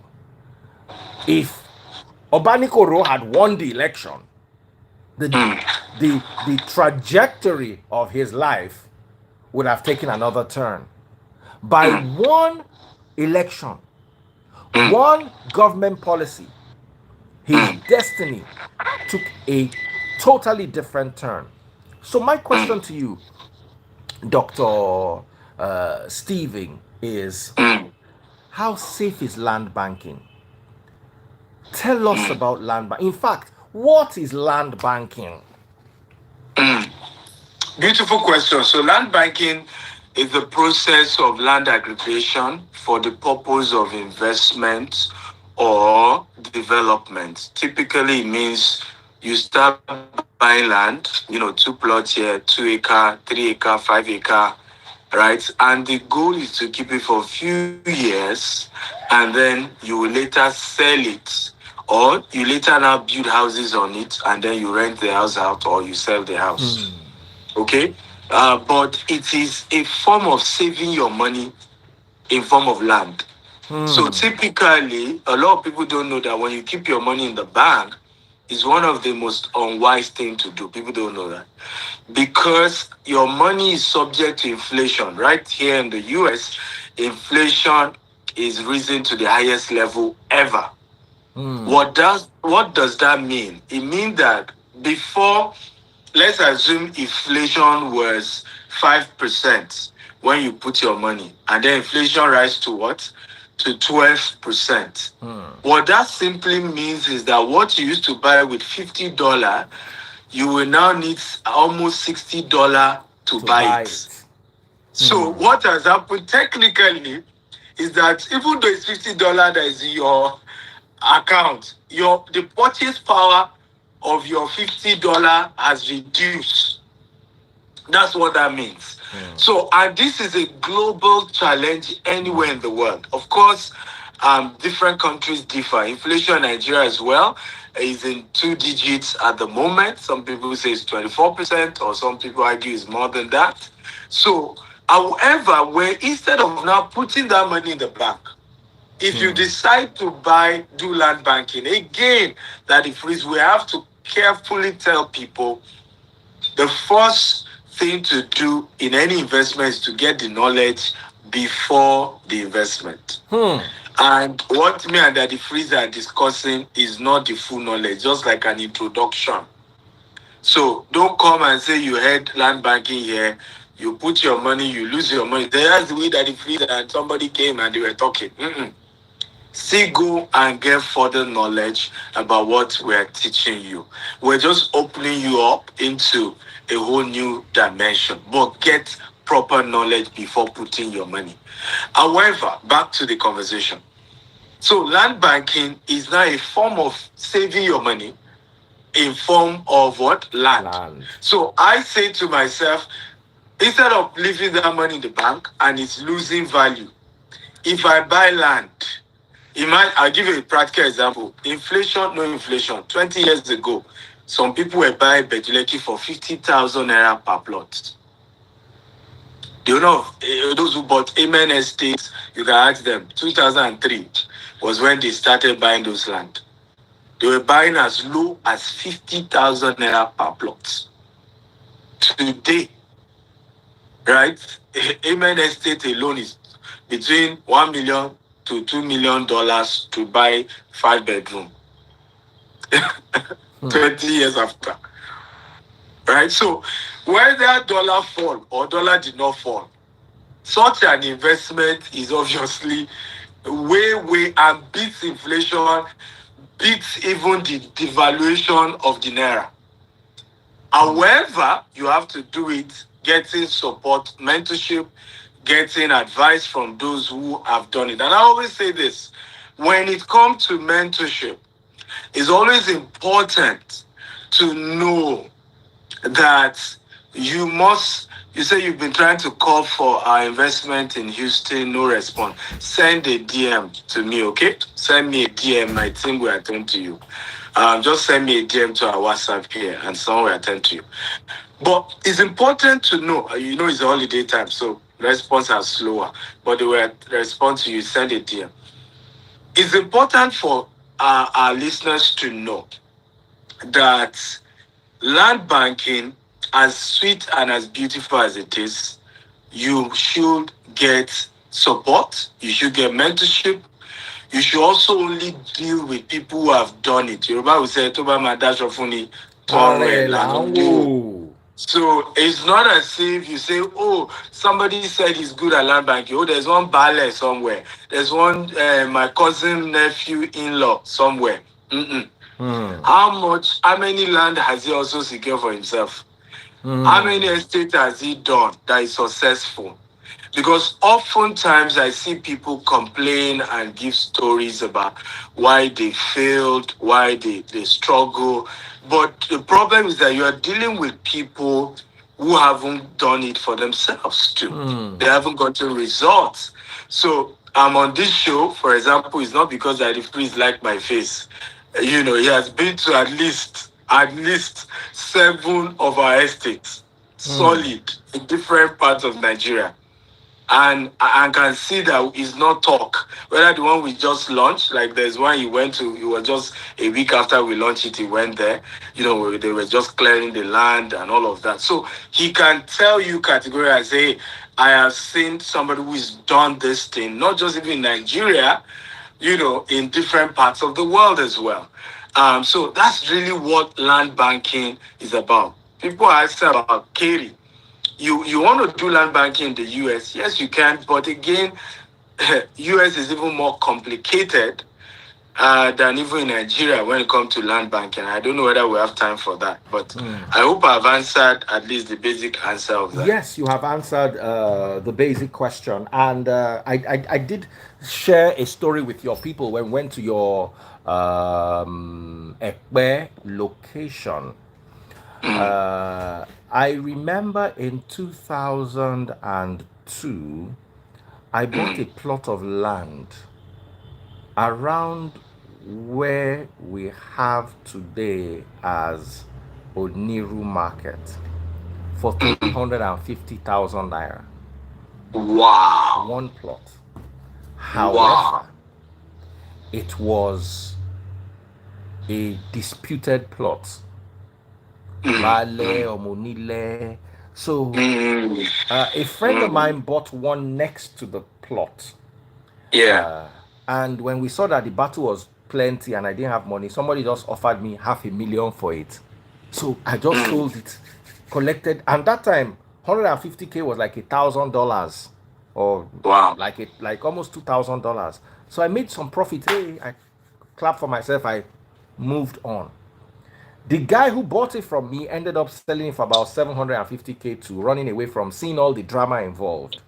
Until one area boy came to buy the land who was ready to fight with them. If any day they do juju, he do juju. Any day they bring police, he bring your own. They go court, he go court with them. So he bought it for 750K, and eventually in 2018 sold the land for 160 million naira. Jesus. From 350K. If I had the police backing and all those things, you understand. So that is an example of land banking.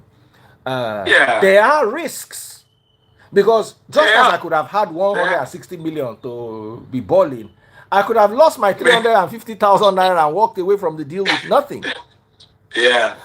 But you see, when you go with people who understand the terrain, the profit is never going to be that phenomenal, but the risk is also never going to be that phenomenal either. There will be risks, but more managed risk. So tell us a bit about this, and what's the you mentioned 50,000 naira to $1 million Amen estate. Where else in Lagos have you seen these kind of things? And just to whet people's appetite a bit, because I know Nigerians, once they like to punch calculator, they carry their calculator. 350,000. Very interesting story that you talked about, the 350 land you bought. I will say that yes, there are risks. In fact, there are few lands, because we have more than 10 estates in Lagos. Out of more than 10, probably 2 that we have not had them put juju or put a ball or put one thing or the other. Sometimes when I take investors to some of our estates, I'll say, if you know what our eyes have seen on these states, that we are even alive, it could have only been God. That's why I tell people that everybody is using something. If you don't use something, they will use it for something. So, and it's very important in our part of the world. However, what I've also noticed that the freeze is that when you are doing things as a company, and that's one of the opportunities we had when we started, because we're doing it together. There are policemen in our midst, there are judges in our midst, there are military people in our midst. So if you come and fight GTEx, you are not fighting Stephen Akintayo. You are fighting all these investors who have different connections, different influence. And so it has helped us over the years to be able to secure our property. I remember one particular property we bought, and somebody was trying to, I mean, the Olori MB and his people were trying to play funny. So one day I went to me, I said, Baba, don't look at me as a small boy. As if it's money I have, right? If it's faith in God, me, I have faith in God. They don't point God for me. Wait, that person will point the God wrong. Now, if it's your awo that you people are doing, me, I don't do that, but I have people who can represent me. My uncle is a high chief. On this particular land, give me my land, let me move. You don't want to fight me. Let's just say Baba released my land for me and I moved on. Okay.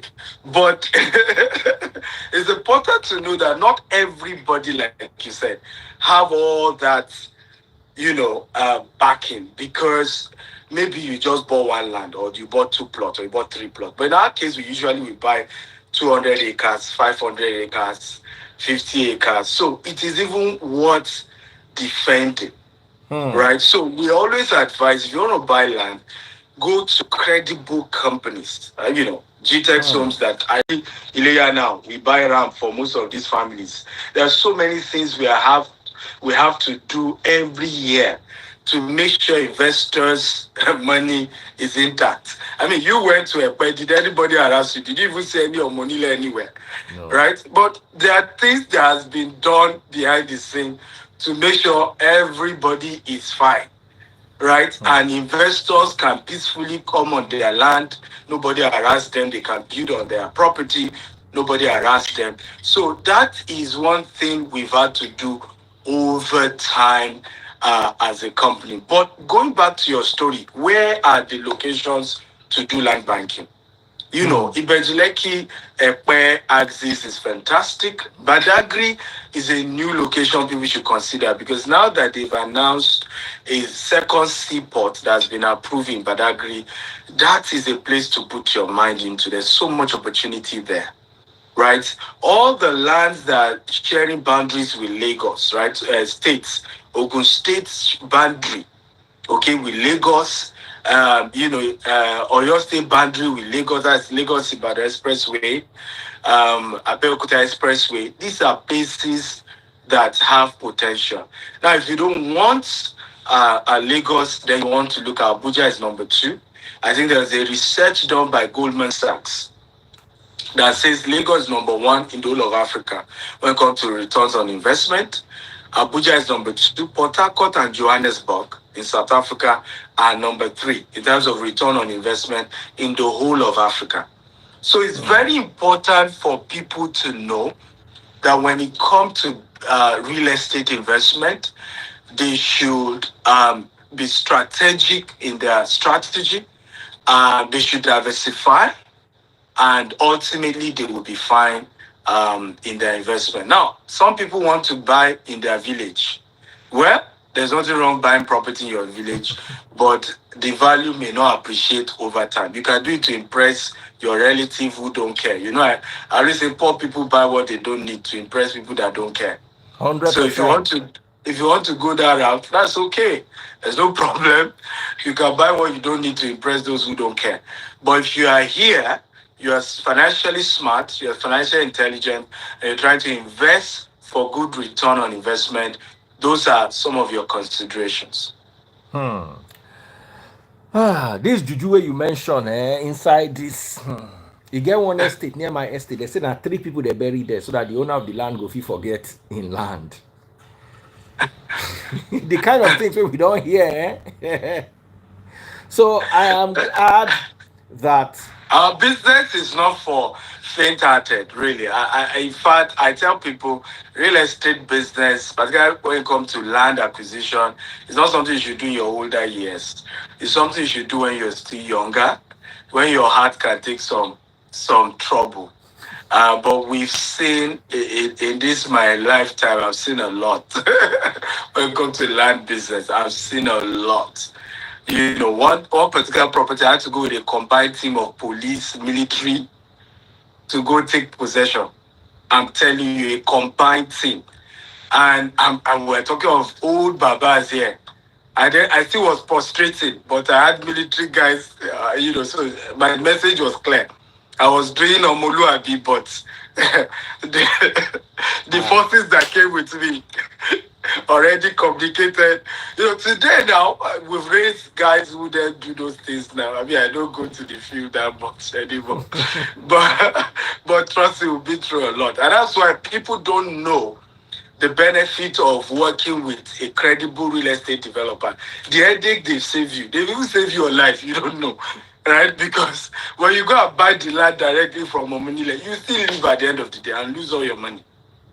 Okay. Right? Because many of these people don't care and they don't have, integrity, and they can kill anybody on this matter. Yeah.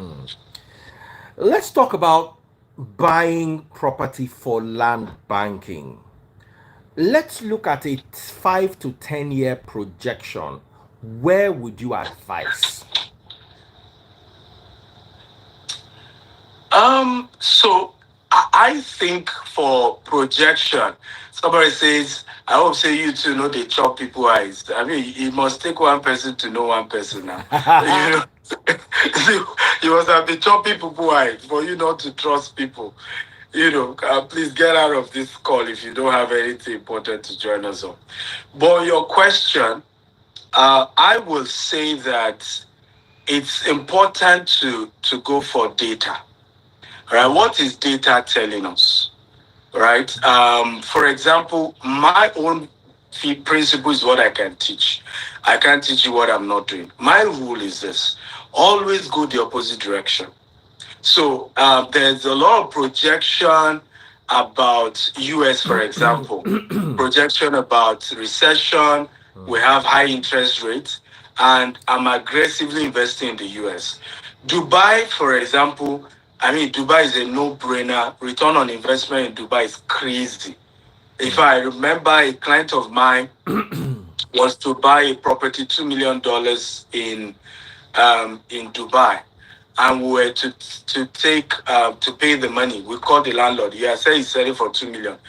As we call him that we have a client is ready to pay. You know what? The landlord said he has increased it to 2.3 million. I'm like, who increased property by 300,000 like that? It. But Dubai is at a place where the return on investment is fantastic, and so you don't even need to tell people too much stories about that. It's a good market. UK is neither here nor there. I mean, those of you who live in UK, you know how. First of all, it takes you 3 to 6 months to even buy a property in the UK. But auction is an option. When you're buying property in the UK, you can go the auction or go for auction. In 30 days, you can close an auction. In 28 days, you can close the property via auction, and you also get a good price model when you're doing that model.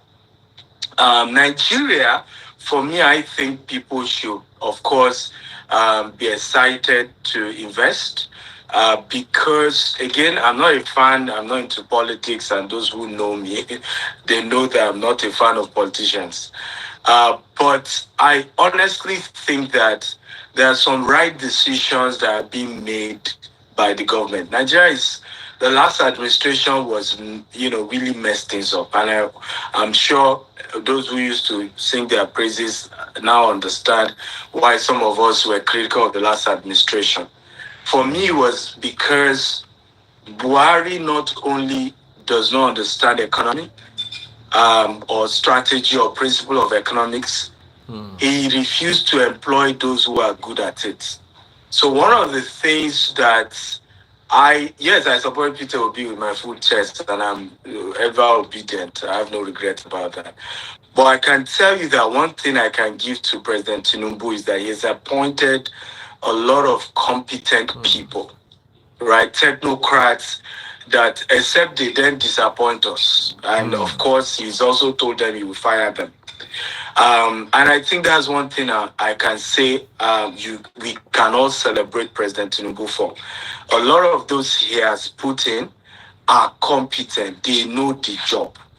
right? So whether they will now do the job or not is another different thing, but they know the job. So we can be optimistic that in 2024, inflation should come down. That's part of my expectation. Yes, inflation should come down. Mind you, the Port Harcourt refinery is about to start work. Dangote refinery will start lifting fuel by January.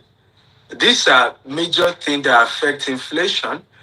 That is messing up our economy, because what has been happening is that we're carrying our dollar, the little dollar we're earning from our crude sales, right? We're using it to go and import fuel.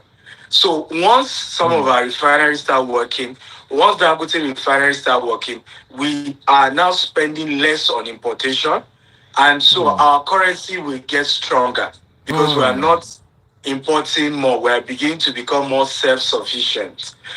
So again, if you understand the basic principle of economics and how nations grow, that is that. However, I must say this, that the freeze.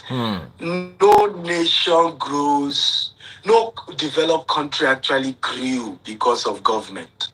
Every great nation grew because of their private sector. Right? Any dummy can run America. You know why? All the richest people in the world, 80% of them, they live in America. They pay their tax in America. They employ people in America. So there will always be jobs.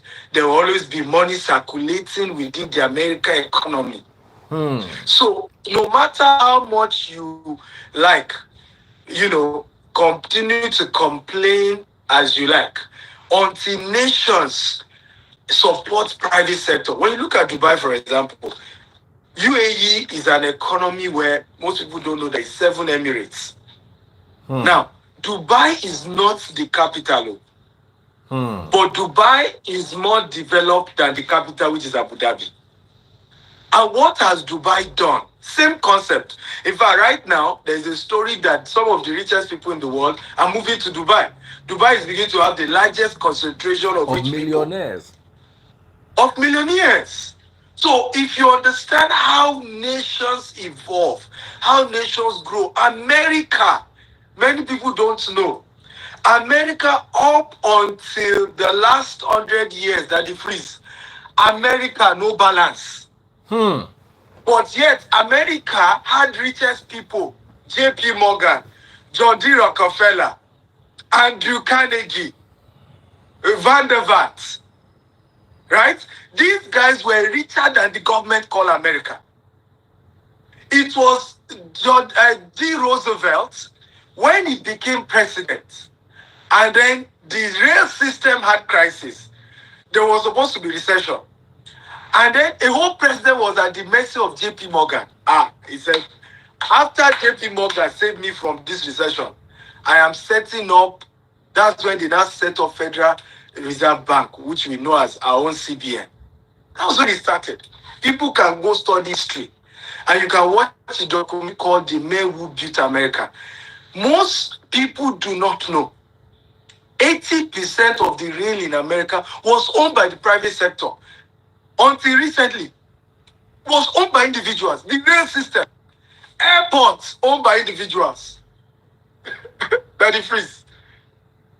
Petroleum sector was in the hand of one man called John D. Rockefeller. He was the first American billionaire. He was richer than the U.S. states. United States of America was richer. Now, when they now went after him, that was doing monopoly, that only you control everything, small business go kill them, all of that, they divided his company, that he freeze, into many branches. Can you guess the name of it used to be Standard Oil, Shell, Chevron, ExxonMobil. Google this. They all came from Rockefeller. All came from Standard Oil, owned by Rockefeller. Yeah. So even when they divided the company, PCC, they divided into 5. Each of them still became heavy. So I say this oftentimes, that the freeze, that A lot of us, we argue, we complain, but we don't even study how do nations develop. How do nations become big, Daddy Freeze? You know why it's going to be difficult for Africa to come out of poverty, Daddy Freeze? When one man is rising, we pull him down. It's called the crab mentality. You know, maybe if you can help me with a bucket, let me just demonstrate this. Just any bowl. In what we practice in Africa, if Stephen Akitayo is doing well in the real estate sector, right? Okay? And then he's rising. After a while, if you put one crab in this bowl, right, in this pot, in less than 1 minute, the crab is out. But you put 10 crab, 1 year later, you meet all of them. Because if one is trying to go, they will hold the leg of the one. And that's what we practice in Africa. If one person is trying to rise, we all chop the person's leg. Wọ́n á jẹra wọn lẹ́sẹ̀. Wọ́n á gbọ́dọ̀ fà á lẹ́sẹ̀ ni wọ́n nìkan ló fẹ́ make ẹ̀ nìyẹn. A gbọ́dọ̀. We will carry gossip. We will carry all manner. We will lie. We will do whatever we need to say until we bring the person down. And what we don't know is that for Africa to come out of poverty, first thing is job creation. We need to first have jobs.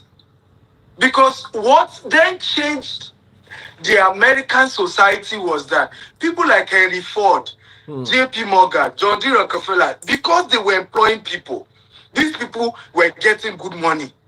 It was the same people who now formed the middle class of America that now help change the government policy, that the freeze. That now make government to now hold these businesses accountable, put structure, put policies in place so that there's no monopoly, so that they are not, exercising undue power and all of that. So if we come out of the quagmire we are in Africa, we first need to have men like John D. Rockefeller, men like J.P. Morgan, men like, and to rise. And those men will then create jobs, right? Many of these people they will employ will now form what we call the middle class. That is freeze. Is now the middle class, which is the soul of every nation that will deliver us, because they are still the ones that will now start contesting election. They will still now, start influencing things, and before you know it, you have a better society. I rest my case.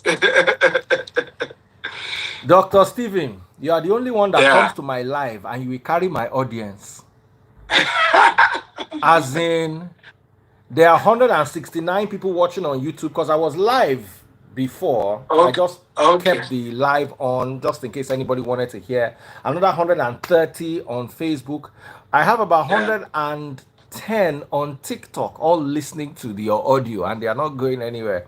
And we've had a consistent 400 people listening to you. How do these people tap into this land banking? Is there any number they can call? Is there any, because people are here in this land banking, they will now go and meet one person who want to do them Yahoo. They say, I heard about land banking from Stephen Akintayo. Can you help me? I used to have a friend, Wale Bugboshi. As in, one day, Wale and I used to work on the radio. One day, we met a friend of mine who had 2 flat tires. Now, the guy say, don't they look for where to buy tire? Wale say, they buy tire? Say, now my work. I they sell tire. No work. No Wale, no, they do. Don't quickly call person. So, the problem is, some people will just hear about land banking and go and fall inside a hole where another person don't dig down.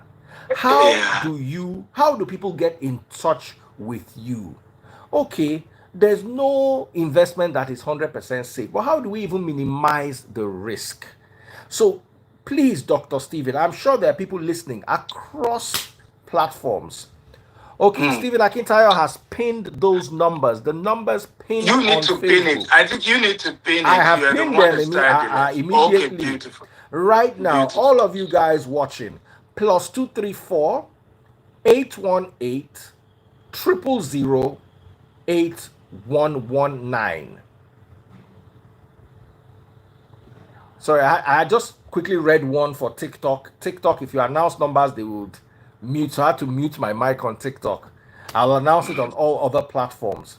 Plus 234 818 000618. Take this number down. Plus 234 818 000618, or email info at g text. Is it G text or G Yes. text? Because you used to do text message work that year. Yes. Yes. Now I'm wondering where the G text came from. I started with text bulk SMS. Bulk Text. Because when I Yeah. initially thought it was G tech There is or G G-Text. text for G technology. It's Why can't saying text. text? What's the text doing there? The Lord finally revealed it to me. That's where the company started from. Info Yeah. at G, as in G Wagon. Text, as in text message. Homes, as in where you live.com. Take that down. Info, as in information. At, symbol at. G for G Wagon. Text for text message. Homes for house.com. Send an email now. Don't wait for tomorrow. This Dr. Steven, as you are seeing him, it's hard to see you. Better hold him down now for one. Maybe don't hold him leg. Plus 234 818 000 8119, or plus 234 818 000 816, or email info at gtexthomes.com. So I'm going to now, or you can even send him a DM right now. You can send he a reads DM. his DMs. The He's right there. zero It's not is too false. big to read DM. He will read your DMs. The second one, the zero is 4. Oh, 4 zeros. Hey, yes, my it's old 4 age 0. eyesight. Daddy freeze. Let me give them the number. Plus 234 818 000618. Please forgive me, guys. They don't even correct me for comment section. Una too like money. And I want quickly do the land banking. The one way when I do for GTB and Zenith Bank, don't tire when I land banking. I want the bank now. See you.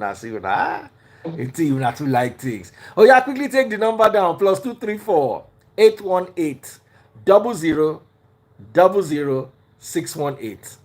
818 000618. Very easy to remember. And plus 234 818 000 8119. Plus 234 818 000 8119. Do send a message right about now and be a part of this. So some people are asking whether we're recruiting. Yes, if it's sales, we're always recruiting salespeople. So whether you want to work with us, we have virtual and physical opportunity to work with us as a salesperson in US, in UK, in Dubai, in Nigeria. But you better be good at selling, because obviously your remuneration will be a function of your ability to sell. So yes, we're always having opportunity to work with us as a salesperson. So those opportunities exist. But you can always send a DM. Myself and my team were available to attend to you. Please know that on all my platform, we are 4 of us who attend to your comments. So sometimes the one I'm responding, or it might be any of my colleagues responding to you. So it's important to know that. So, okay. All right. Where, for those who have capital and need guidance, how can they start? Beautiful. So I think for those of you, one of the things I would advise you, if you reach out, and people always reach out to me, whether on WhatsApp, on DM, as well as with our team. The rule I always tell people: mention your budget, because we do property all over the world. So if you don't specify your budget, we might be sending you something above your head or something below. So first of all, your budget, and then second of all, state your preferred location. right? So I want to do something. Let's say, oh, I have a budget of X, but I want to buy property in Asaba. Yes, we have property in Asaba. I want Port Harcourt. Yes, we're in Port Harcourt. Or I want Abuja. I want Lagos. All of that. So be specific. Number two, that the phrase people need to know to learn to live their size pattern. The reason why we have a lot of scam in the real estate sector is this issue of budget, right? In your mind, 5 million are plenty money. And trust me, you probably have gone through a lot to raise that 5 million. Very true. But 5 million no fit buy you land for Aja, right? It cannot. So, or even Abraham Adesanya, where else do they have? It can't even, at the moment, you can't even buy land of 5 million, even in Bejuleki. So, and this happened a lot to people in diaspora because some of them have left Nigeria 20 years ago, 50 years ago. So, as a result, they are still thinking, oh, 5 million is a lot of money. You're able to buy me in X place. And maybe they're even looking at those locations with the eye of what it used to look like, years ago. So you have to be willing to face the reality. Some of you, maybe your 5 million can only buy Korodu. Go and buy it. Maybe your 5 million can only buy somewhere in Abeokuta. Just as is it on the express road? Is it on the third road? Because there are certain principles to land banking. Is it facing a third road? Lands that face a third road have a higher chance of appreciating faster. Right? So shey una dey hear? Land where they face third road has opportunity of rising faster. I dey take notes. I hope you are taking notes. Sorry, Dr. Stephen, continue. Yeah. So these are factors, you have to consider because, some of the factors we prioritize are not even what we should prioritize because the city of today that it frees will soon become the slum of tomorrow. The bush of today is the city of tomorrow. I'll give you a practical example of Lagos. Years ago, where was the city of Lagos? City of Lagos. Motideko, Bariga. Mushin, right? Saleko, right? Ajegule. Most people don't even know Ajegule developed. So the places that are slummed today, that are outskirts today, were the city. The reason they remain slum was that the houses over time became old, became ancient. Richer people left those neighborhoods, moved to new locations where more recent houses are built. Right? Where more recent houses are built. So if you don't even understand these dynamics to property, you will be disturbing yourself and say, no, if it's not Lekki, I'm not buying. Lekki, I saw Lekki. Well, a time will come, mark my word, Lekki phase 1 will soon become a slum. Write it down today. It may be 30 years from now, it may be 40 years from now, but you will tell your grandchildren, write it today. You will tell your grandchildren that, in those days. So, I remember a 85-year-old man, he sold a land to me. So Baba said, Steven, sit down, let me tell you a story. The land he sold to me was in Ogun State. He said, don't make my mistake. He said, years ago, and he was talking about 50 years ago, he said, I just returned from the UK. I was the first Soma something surgeon. He does surgery for the teeth. He was the first. He was trained in the UK. He said, because of who I am and all of that, they gave me 6 acres in Surulere. I did like this. Allah imagine. Because Surulere was a bush. Yes. Yes. About 50 years ago, when Baba came back from the UK. So it was like me that I came back from UK. You are giving me Surulere. Like, I mean, what? I just told them, God forbid, 6 acres. So he said, this land I sold to you in Ogun State, in Aton. He said, when they now brought it, my wife said, sorry, so 6 acre no. It's Surulere, claiming it was bush. You better go and buy this Ogun State one. So that's how he got the land, because he was selling the land to me. So he said to me, he said, son, never look down on any so-called bush as long as it's in proximity to the city center. Because people will leave the city center and go and meet that bush. This thing you are talking about, I even experienced it in Romania. My mom's family Yeah. is Romanian. So what happened was during the communist regime, war, blah, blah, blah, blah, they seized our family land plenty. So Wow. in my grandfather's generation, they now returned the family land. Wow. So some family members, so there was now maybe 2 acres or 3 acres. And then there was now a very big plot. So the family now started dragging that very big plot. Because you know, those days, the occupation was farming. So they needed plot to plant apple, to plant tree, to plant. So that's how they got that big plot. Then they now cheated the other people and gave them the small plot. That small plot now come turn to Bayamare. Bayamare is like the Lekki. The big plot still dead there. Now farmland. So those ones we can't inherit that big plot. Their eye can't date all that small plot. They won't go begin the dragon with them. Now those ones say lie. In fact, not only do we own this, we even own part of this your farmland. Because now cheaters now give us, they counted it as you gave us maybe 20 plots. Meanwhile, you had like 50 hectares. Yeah, wow. So you just cheat us. And for that's so live they build that 20 plots. As they come, they give. Once they born children, they'll just give that child 1 plot. Now so that person now so it turn to Onile Kini.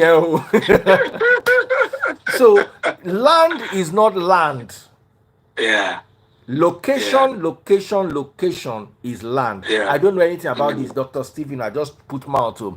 For more information, you want to learn from Dr. Stephen, +234 818 00 08119. I'll take that again. +234 818 000 8119. Or +234 818 00 00618. Or email info@gtexthomes.com. Or send a DM to Stephen Akintayo. He's verified. Stephen Akintayo on Instagram. So, Dr. Stephen, as we are beginning to round off, I have just 1 or 2 more questions. This has been a fabulous session. Yeah. Let's talk about abroad. Diaspora market, Dubai, US. What opportunities do you have available now for people to tap into? Well, we have a lot of opportunities. Like I've always advised, for those of you who are high net worth, always diversify your investment, right? Once you reach a level, it is pure wisdom to diversify. Pure wisdom. You know, have a lot in Africa, but begin to expand. Dubai, US, UK, just diversify. I tell people that some people own property in London, you know, not because they want it to appreciate. It's just like a savings. You know, they know it won't depreciate, but you know, it's just if any emergency happen, at least I can sell my London house and I know it won't go down, and you know, it's in pound sterlings. So as you rise up in life, I think that your mindset should not just look at locations that gives good returns, is also locations that preserves your wealth, because they're different. When you are still rising, your goal should be opportunities to make more money. As you start stabilizing, it should be opportunity to stabilize my money, rather than you know, because we have to face the reality. Except for Dubai, US and UK do not give the kind of returns you will get in Nigeria. and the kind of returns you will get in Dubai. However, let me also warn you, Dubai is volatile, right? So the way Dubai market will crash, US and UK market will not crash like that. We know in 2008 how the Dubai market crashed, that all banks were not even accepting anything in Dubai. Even banks failed. The real estate market crashed, to a point where everything failed. So you have to be conscious of these realities. Dubai is now in a boom, massive boom, but don't come in and then say, Dr. Zize, we should do Dubai, and then maybe the thing busts 2 years later. Say they didn't tell you. Everything, it has its risks, it has its advantages, it has its disadvantages. But absolutely, if you want more money outside of Nigeria in return on real estate, you should consider Dubai. If you want a decent return, not but decent guarantee, you should think of US and Canada. Right? Canada is good as well because Canada is still evolving and growing and emerging. So Canada is also a good place for real estate. My concern about Canada is the tax, right? Canada tax is a bit higher than that of US because it's also important to understand these dynamics to the real estate market. And the tax implication is also there. But ultimately, talk to us. Let's see where we can help you. One thing I want to advise: we're currently raising $10 million for our 40-acre property in Katy. We're going to be building between 400 to 500 properties units there in the next 5 to 7 years. I think it's a good opportunity for you because we just set up a fund and we're going to be giving you good returns if you're investing. Unfortunately, the minimum investment, if you are a US citizen and you are an accredited investor, the minimum is $50,000. But if you are investing through our other subsidiaries, you can invest as low as $10,000 if you're investing through our other subsidiary outside of US towards the fund. We'll give returns. The returns between, because it's in dollars, you're getting your returns in dollars. The return is between 8% to 13%. You see why I said outside of Nigeria, you don't get that kind of ridiculous returns, right? But the truth is that these things are more regulated. Your returns is guaranteed, and so you kind of have that opportunity to have something safe, and because your money is also in dollars. So imagine when your returns will be coming, you'll be getting your returns in dollars. Please note the capital has to be kept for either 5 years or 10 years, and you will not be getting your return. Your return is yearly, but you can only start withdrawing the return on the third year because we're just starting the construction. Right now, we're spending another 6 to 1 year to get permits. Then we'll spend another 18 months to build the first set of 50 units. And then we do it gradually like that. So hopefully in 7 years' time, we're done building the entire. And guess what? That the freeze is going to be, by the grace of God, the largest single location green and smart home in the whole of the US. And that is done by a Nigerian. Bob D will be joining me on Sunday, next week, Sunday, 7th. We're doing an open house here in KT on the property. So, again, I think we should celebrate things like this when we are involved. Unfortunately, like I said, the typical thing Africans do when one of us is rising, we drag them, we pull them down, and it's part of the reasons why we continue to have issues. Somebody said guarantee. Well, it's a US SEC regulated fund, so that already guarantees you when something is regulated by US Security Exchange Commission. So that's already a guarantee already. Dr. Stephen, of all these diaspora investment properties, which ones come with citizenship? So people always ask that. So here in the US, it's important to clarify that everything is regulated, right? So by law, I can't even tell you about anything citizenship because I am not an immigration lawyer. Right, so it's important to say that. But what I always advise is, whatever investment you do in real estate in the US, you are free to get an immigration lawyer. Okay, they will charge you. Maybe they'll charge you 200 or 300 per hour for consultancy. Pay it. That it frees out. People will always cry, they scam me, they scam me. Meanwhile, the problem is you never paid a professional for consultation. So there are so many pathways to getting to Japan to the US. Easy pathway. For example, Daddy Freeze, do you know that you can get a green card just because you're a truck driver? No degree.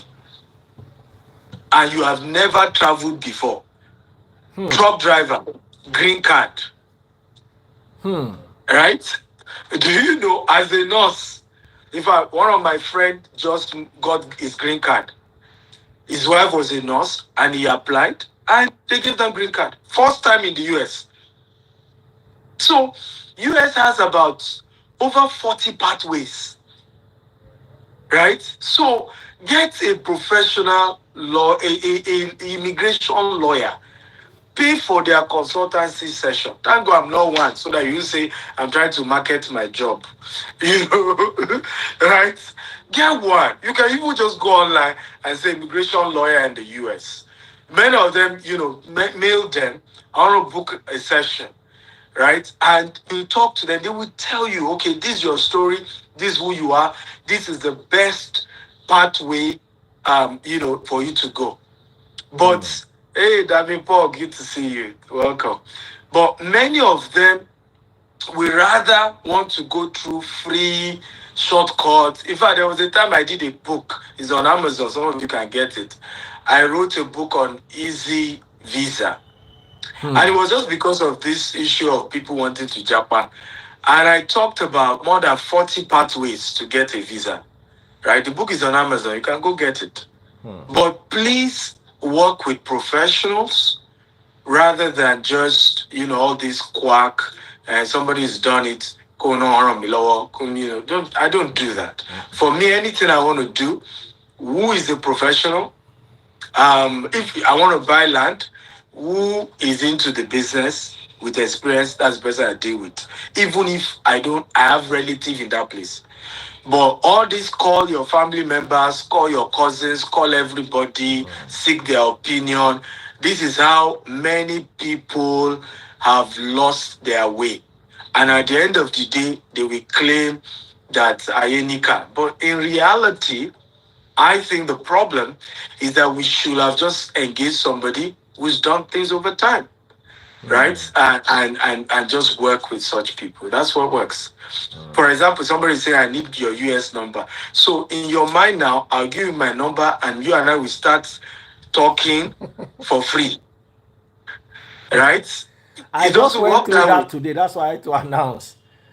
I have to tell them, look, don't call me unless it is business. I don't want to have conversations with anybody. Call me for business. Dr. Steven. I don't know, say you have the face out. No, people just feel that, you are my brother. You're my brother. So let me just take your time and then God bless you. I appreciate you. I don't understand how that works. In my own case, it's even easy. I have employees. I have over hundreds of staff. I put their number there. They will guide you. They will counsel you. But you want me in person. I've gotten so many requests that somebody say, oh, you are Katie. Can I come and see you, Katie? Okay. The best way to see me is attend my seminars. And that's why I do seminars oftentimes. I do a lot of seminars because that way we're meeting in bulk. And it even helps me for disclaimer. Right? Because later now you say you discuss something with me in private that nobody was there. So I will see you. And they will say you left your wife somewhere, you were following them. Abio. This one I said, babe, my wife is here. So I asked, at some point I said, babe, in the video. Before one day they will cut the thing. You Now for saw, myself, they carry you, my wife up and down. I know they like her story. you cut the thing. My wife is greeting you, by the way. Hey, she's so beautiful. Blessed evening. Have a lovely evening. Thank you. So I saw a video of one man of God, and they carry. It was his wife's. In fact, he was merged with his wife's birthday. Oh. The wife was on stage when they twist the thing that it was Puff Daddy's gay party that he was dancing. I'm like, you guys, can't you people see?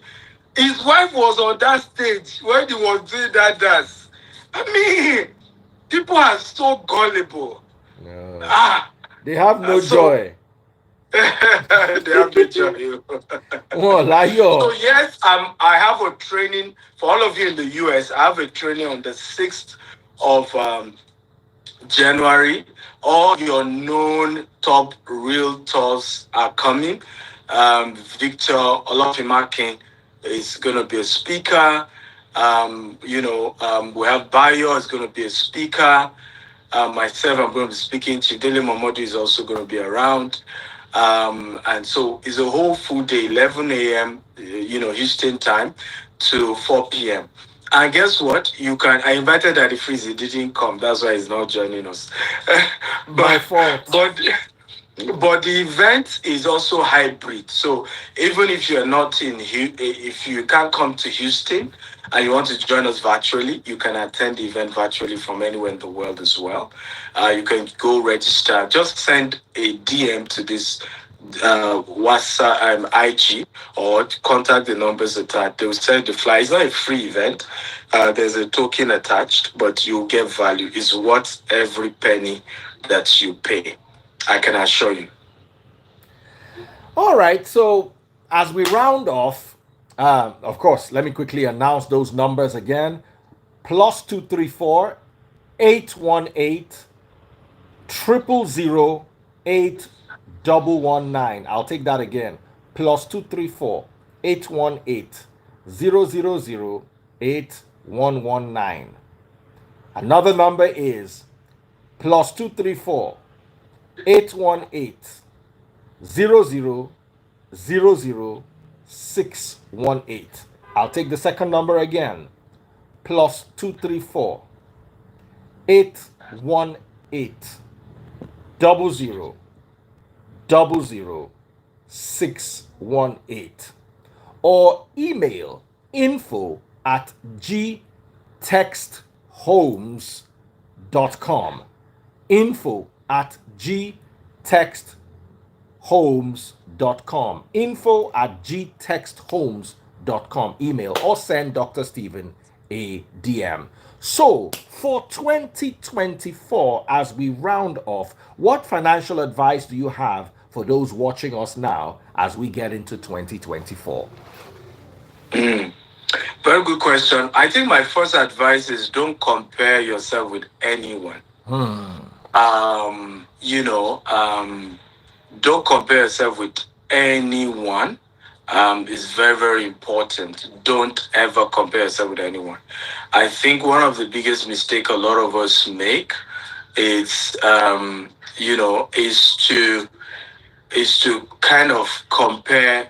It's Katy. Katy is not Houston. Katy is a city under Houston or close to Houston. So whatever it's Katy, Texas, okay? Katy, Texas. I hope you're happy.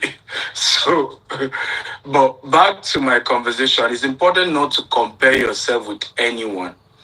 And I think it's very, very important. I've always said this over and over again. Everybody's financial realities are different, right?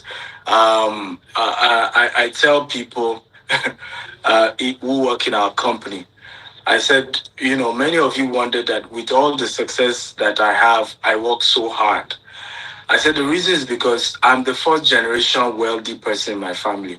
Some of you are working in my company, but I can't guarantee where the family you are coming from. Me, if I go down, right? There's no rich person in my family, right, who who will help me. In fact, when I was to marry my wife, part of the reason my father-in-law refused to allow me marry his daughter was there was no powerful person in my entire lineage that he knew that I could mention. Hey. I'm telling you. And that was why he refused to give his daughter.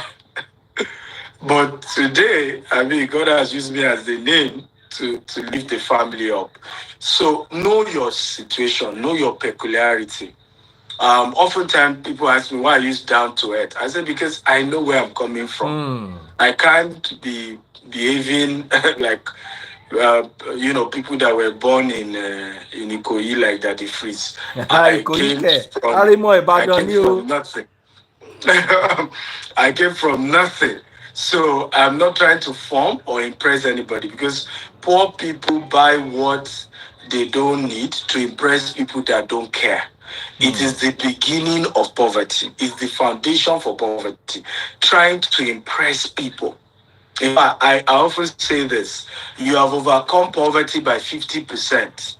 The day you by 50%, the day you stop caring about other people's opinion. Because some of the opportunities that will help you to become wealthy, right, are going to be anti-popularity. Most people will not agree with it. Most people will disagree with it. I remember when I started buying land, I was still driving my jalopy car. A lot of people used to mock me. But they didn't know I was buying 1,000 plots here, 2,000 plots there, and they didn't know I was already running to hundreds of millions. But I wasn't trying to impress nobody. I was still driving one old car that I had. But today, there is not, I mean, they now can see it because there's a way over time the wealth will now grow that you can't hide it anymore. So please enter 2024 with the focus that I'm not trying to impress nobody. I'm not trying to please nobody. I want to build my life. And you don't have two lives. It's just one, and it's yours. And many of these people that you think they matter, when you start begging them for money, that's when you know they don't care. Right? The little respect they are sprinkling on you is because you have not gone to them for any help. The day you go and ask them for help, that's when you know they don't care. So live your life to the fullest. If you need to downsize from 3 cars to 1 car and begin to build your financial destiny, so be it. Right? If you need to move from living, in a big... I remember when I started, I moved to Lagos. I decided to live in Songwater because my office was in Ikeja, not far from Computer Village. But I lived in Songwater because I could get 3-bedroom with my wife and kids in Songwater. But if I get a house in Ikeja, I was going to be paying about ₦1 million then. This is over 10 years ago. And a house is not an asset. It is my office that is bringing cash flow. So I had office in Ikeja. My house was in Songo. I would take Mulwe back to office, every day. In fact, there was a day I didn't have 200 Mulwe back home to Songo. And I slept in my office. Mosquito finished my body by the next day. Weeks later, somebody sent me a mail because I started public speaking long ago, about 20 years now. So somebody sent me a mail that you always call yourself CEO, you are teaching people how to make money online. I saw you say Molue.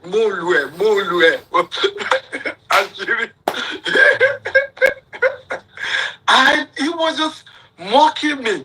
So I remember coming back to the office and I told my secretary, I only had one staff there. I said, one day this guy will see me fly all over the world. Right? And he will know that it was foolish to have mocked me. Life is in phases, men are in sizes. Live your size part time. Beautiful advice, Dr. Stephen. Thank you so much for coming. It's been a roller coaster ride. I'm sure people learned a lot, and those who want to invest, I'm sure they've given that consideration. Once again, the numbers are +234 818 000 8119 or +234 818 0000 618, or email info@gtexthomes.com, or you could send Dr. Stephen a DM right now on Instagram. You could send Dr. Stephen Akintayo verified on Instagram. Send him a DM right about now. Dr. Stephen, thank you for coming around. Thank you for having me. As always, my regards to we could have gone on. on. Normally my interviews are 1 hour. We've done 1 hour 30 minutes, and we will continue if not for the fact that I'm exhausted. with you, Dr. Stephen, it's easy. They say talk is cheap. No, talk is money if you know what to do with it. So, ladies and gentlemen, Dr. Stephen Akintayo, billionaire, motivational speaker, real estate investor, investment coach, and anything you want to call him, investor himself. He's been our guest today for the last 1 hour, 30 minutes. We've had so much fun. My love to your wife. She's very beautiful, by the way. You carry I go market. I go carry this kind of woman, go keep for sun water. Me and you go carry that for another time. Even if now you are keeping her in Burj Khalifa, even now you are keeping her in America. You don't try that time, Dr. Stephen. I mean, which is why the wife went your some water, go leave Banana Island. Go enjoy Banana Island. Now, by the way, his office is in Banana Island, actually. All right, Dr. Stephen, thank you so much, and look forward to connecting with you again.